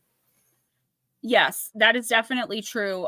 So guys, also, I want you to know that sometimes I know and I know that is perfectly okay too, as long as you don't stay stuck there forever, girl. So a lot of the times the readings come out a little incomplete, and I hesitate to say this, but that's why I offer personal readings for like super duper cheap. And that's not me trying to sell you anything, guys. You should know by now I'm not like that. It's just me saying sometimes they are incomplete. That's why people get personals. It's a 7 to 10 card focused solely on you. And I do it remotely, so you don't have to be there. You send the money. I send you the link to your reading, a week or two later, usually a couple days later, but lately with the holidays, I've been a little behind, but that's why I do that. So, just so you know, if the readings seem incomplete, there is more. That's why I pull more cards. All right, Diane, Black Moon Lilith. This is a great deck, but I feel like the person who wrote it put too much of their personal emotions, feelings, and views into it. And I don't like when they do that. Like, it's Oracle. It should not be about your own opinions about, like, screw the patriarchy. You know what I'm saying? Ooh, wow. Projection. Your spiritual gold, Diane. Card number 44. I know, right? What is wrong with you, son? Don't you know the world revolves around me? Obvi. Speaking of revolving around me, there is a little monster running through my comment section saying weird things and just pressing any letters. It's because he doesn't know how to read or write yet. I mean, he can read, but he can't really write. So if you see weird comments of like TG2Q4AY question mark, that's my 5-year-old. So I'm trying to get him to stop doing that, obviously, but he gets into my stream sometimes and he'll go under the comments and comment something weird like that. Just let it go. Be decent and kind to him. He's a little boy. Good night, Christian. Thank you so much for coming in and good luck. All right. Sorry, Diane. Projection, your spiritual goals. You've reached the end of the rainbow, and the spiritual pot of gold is yours. When the projection oracle card appears, the cosmos want to let you know that abundance, joy, and fulfillment have arrived. You are at the end of an arduous yet empowering journey towards self-acceptance and empowerment. The sun is an esoteric symbol of this time in alchemy, so pay attention to your sun sign in astrology. You are now aligning with that power, so learn more about what your sun sign means, the emotional aspects of it, the positives and the negatives. That's really important to know generally as well. Your shadow is projected back to you when you cast it out to others, but so is your light when you go through the alchemical process and start embodying it. This is the final gate in the alchemical magnum opus where you have released shadow projections and you are emanating out your spiritual gold easily and effortlessly. I love it. You are now fully aligned with your higher self and fully embodying your life path. And I bet this is a shock to you. I don't feel like you know this, that this is happening spiritually in your life. So something you're doing is bringing this energy in. You see how I started to glow when I started reading your card? That's you doing that. That is your spirit team projecting your light onto me. My lights are bright, but this just started. You've achieved the Philosopher's Stone and are able to use it to transform the world around you. So projection phase shadow work, Diane. I don't usually read these, but I'm going to go for it. Investigate your sun sign in astrology when you're in this phase of your alchemy. Learning more will give you a strong idea of how to continue embodying your spiritual gold. For further details on how to channel your astrological sun sign, see page 48, which obviously you can't do. I swear to God, I did not read this, and this is a brand new deck. I know, I love my sombrero too. I'm actually getting rid of this background. You are glowing. Your soul's essence is shining brightly, attracting abundance, joy, and love. Now, Diane, the thing of this is you have to believe this. You have to expect this as you expect the mail, as you expect the sun to rise and set. It is yours. It is your destiny. Everything you've ever wanted. Maybe this is what's coming in for you in the new year. So do some research, not just your sun sign, like mainly your sun sign, but not just your sun sign. Look into your moon sign, look into your chart. Okay. Cafe Astrology. I thought they were charging. They're actually not. I hit the wrong button. Go into Cafe Astrology and get your birth chart for free. They will give you like 68 pages of this in-depth chart. Diane, that's all you ever have to do. Be kind to others. You're already kind to others. Be more kind. If you're already helping others, help them more. Not, again, I have to say, not to your detriment. It should be reciprocal. When you hold the door open for an elderly person who's pushing one of those things and they smile at you and say thank you, that's reciprocation of energy. People aren't always going to give that back, but do your best to choose the people that are going to reciprocate that energy and keep you shining. This is an incredibly important spiritual moment for you. And the universe wants you to be aware that it's happening, because if you're not focused on it and you miss it, it's going to just dim down.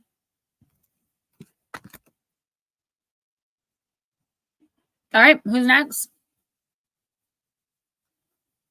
Nope, you're on mute. I know I'm playing with my hair, guys. Sorry, it does get itchy under the lights. I'm always on mute. Ask them Wednesday nights. I'm always on mute. Yes, you are done. Except for me. If you want to do me, fine. If you want to go, that's fine. No, I'll read for you. Feeling what?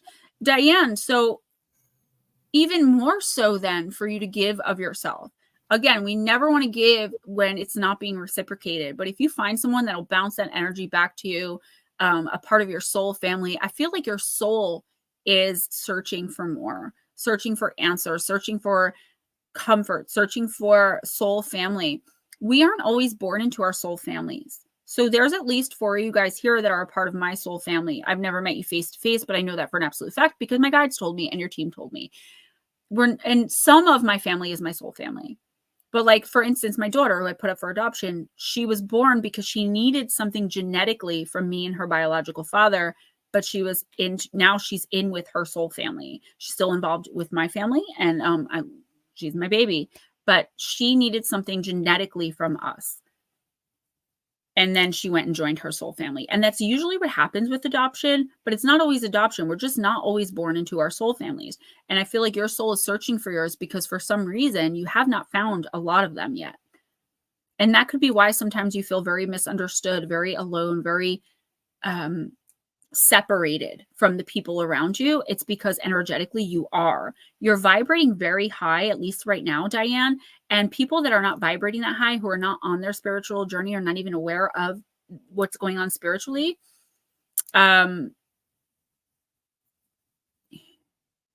You're not going to align with them. Ghost Dragons, do you have a specific deck in mind? No, I'm going to let you choose because it's all. Well, your team will choose it. Well, whatever. If I have a team, I can only imagine what they look like. A bunch of little gnomes running around going, Gemma, Gemma, Gemma, Gemma, Gemma, Gemma. Really, Anna? I didn't know that. You know why I love the synthetics? Because I think that they, most of the time, they look great. I love popping them on and I feel like a different person. The problem is the minute I wear one outside once in the wind, it's the end of it. I had to brush this one out, but my long pink ones are wavy, very like curly. I can't brush them. So I just have to keep buying new ones. And they're $11 or $13, but still, it's like the principle of it. How many do I really freaking need? Clueless man walking. New England Dirt Roadie, you're still on the way, though. You know, you're still on the path. You're still here. You'll get there. All right, Ghost Dragon, let's do this.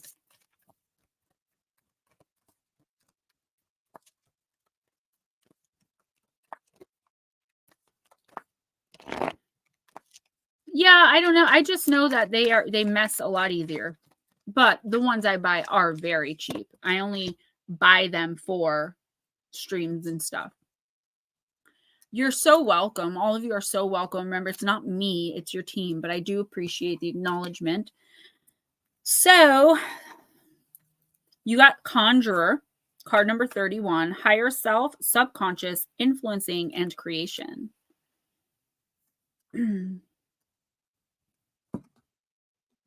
My real hair looked really nice tonight, but I thought that the blonde would look better with the light blue shirt. It's the only reason I did it. I thought the blonde matched my makeup better. You look great. All right. Stephen, you have the power. Take comfort in the fact that you have complete control over anything you want and that you must change inwardly before you can see it externally. You are the vessel and the instrument of the Creator, capable of manifesting everything you desire. Thus, the transformation begins within you and is carried out by the exterior universe, aligning itself to fit your needs.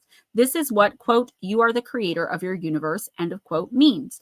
You have the advantage. However, in order to seek out the change we desire, all of you need to listen to this.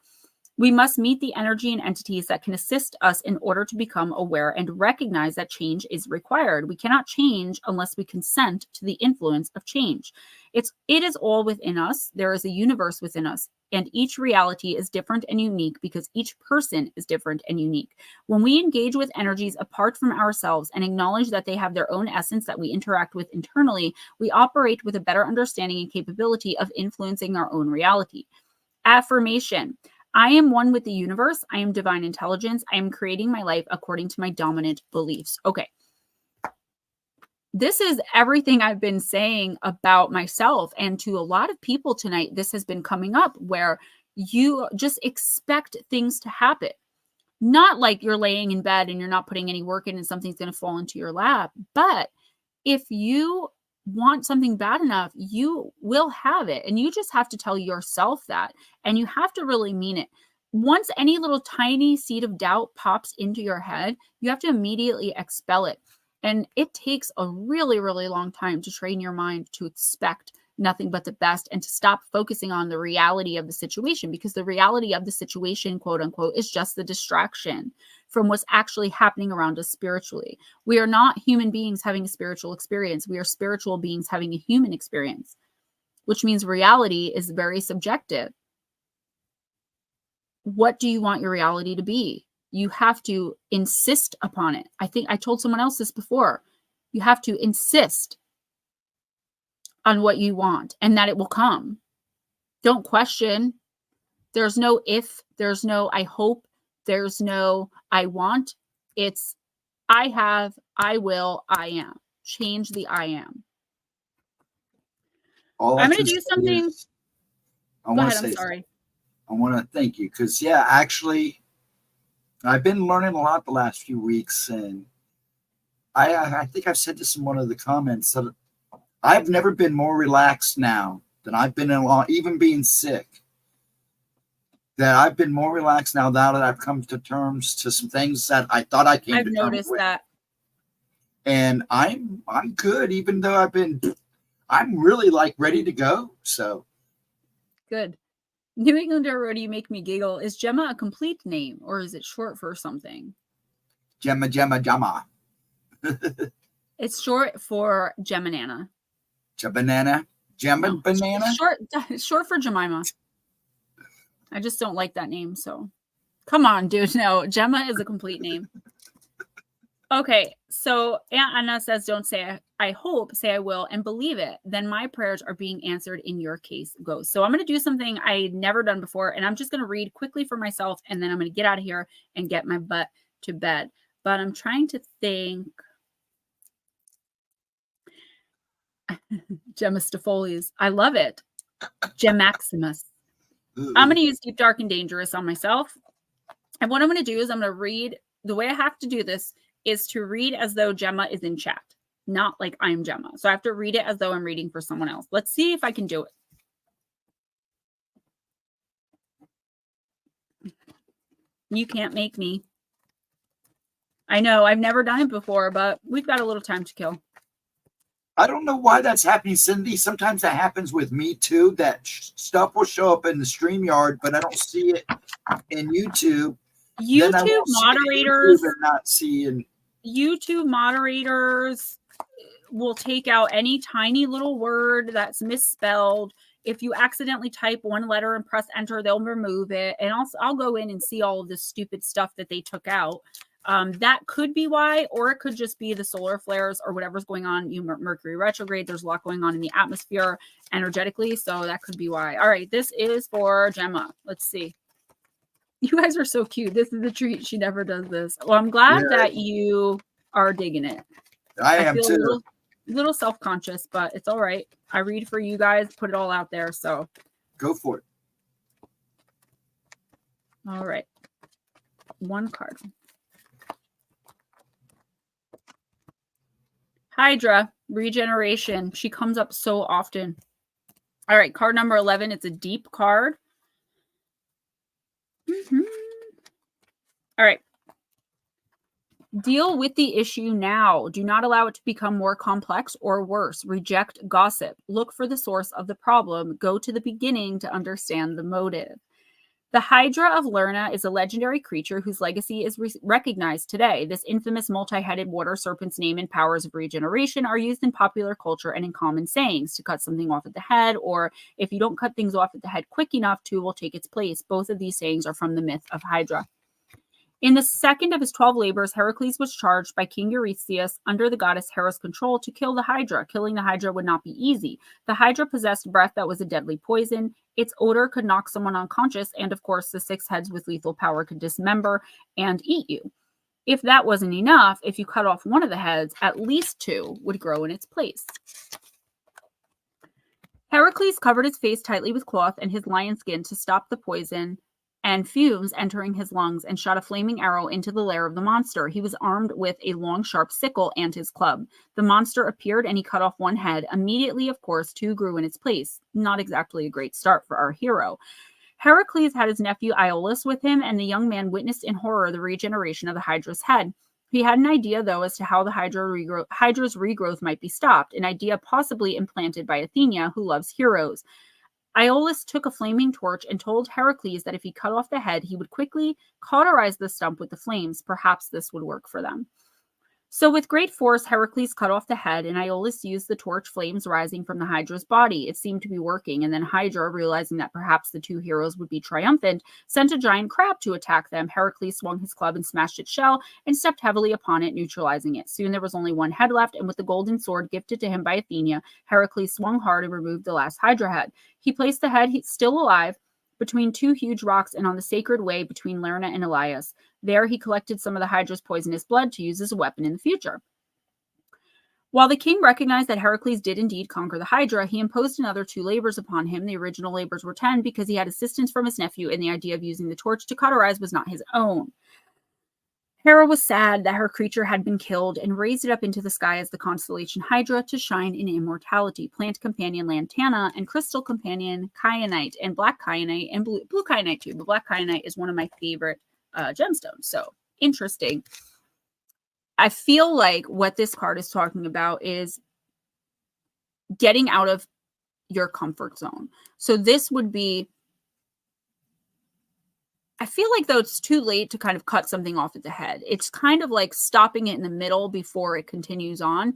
There's something definitely, and I feel like I'm so stupid in the third person, but there's something definitely draining you. It's like no matter how much energy you build up, no matter how successful and wonderful you feel, there is some area of your life that makes you feel lost, confused, uncomfortable, alone, very self-conscious about everything you say, think, feel, do, how you look, and all these other things.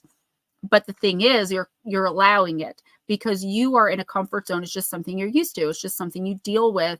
And it's like, okay, well, that's just a part of my life. It's just one part. And compartmentalizing, like Pisces suns, and especially Pisces suns tend to do, you are compartmentalizing and normalizing this as just a part of your life.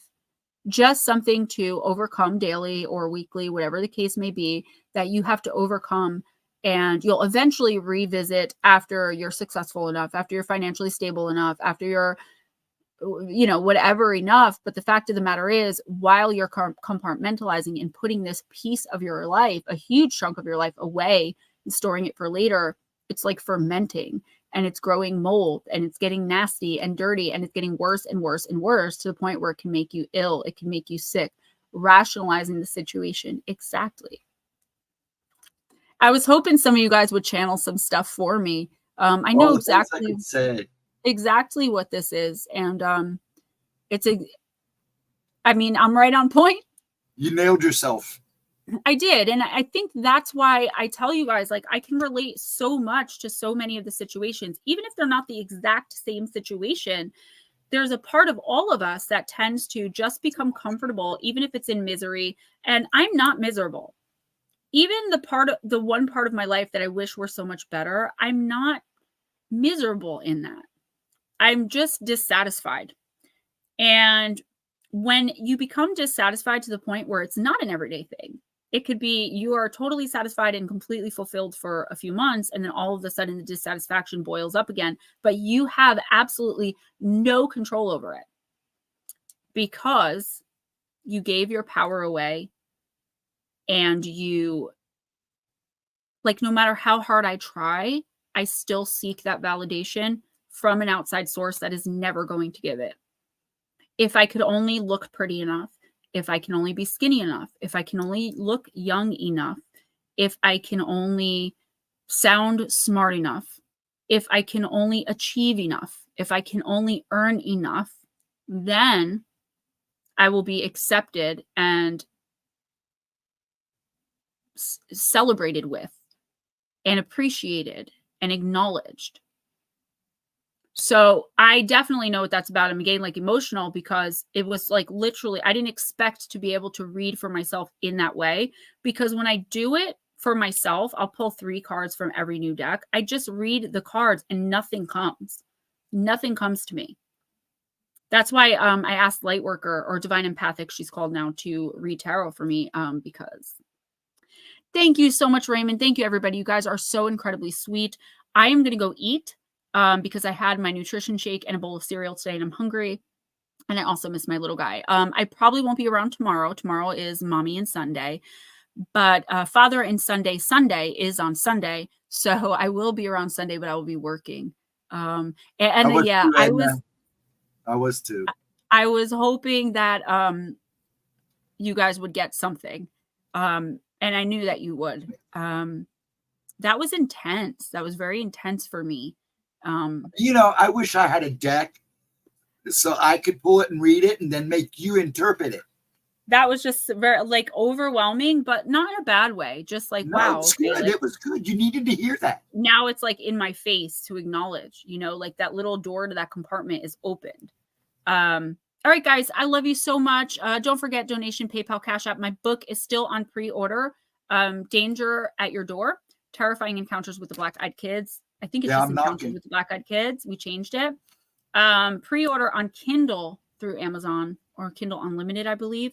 And it will be available for paperback on January 3rd. And I will definitely announce that and let you guys know. Also, Monday, no uploads. I just did not have time this week. 2 weeks from now on Monday, I know for the channel, not the members, we're going to be talking about, I pulled some cases that were sent directly to the National UFO Reporting Center of people that think they might have experienced UFOs. I pulled it right out of the archives, and there's like 11 cases. I may cover 8 or 9 of them.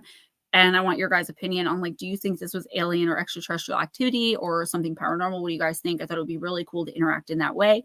And I think that's it. That's really going on with me. If you're expecting or awaiting a January personal, I have 1, 2, 3 left because I only just started them a week ago because I didn't have enough time.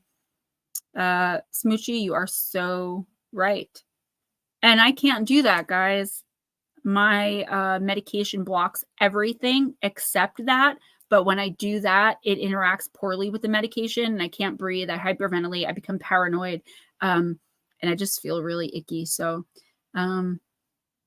it is what it is. I got my, well, I don't have any more Magic Mind, but y'all know what I mean. All right. Love you guys. Good night. Ghost Dragons. I will talk to you later.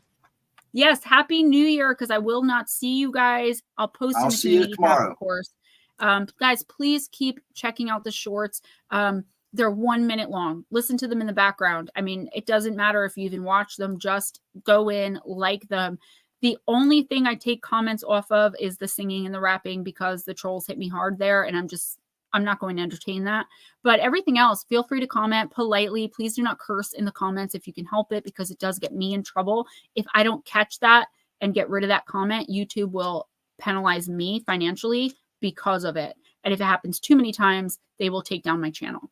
It's stupid. It's ridiculous. It's childish, but they will do it.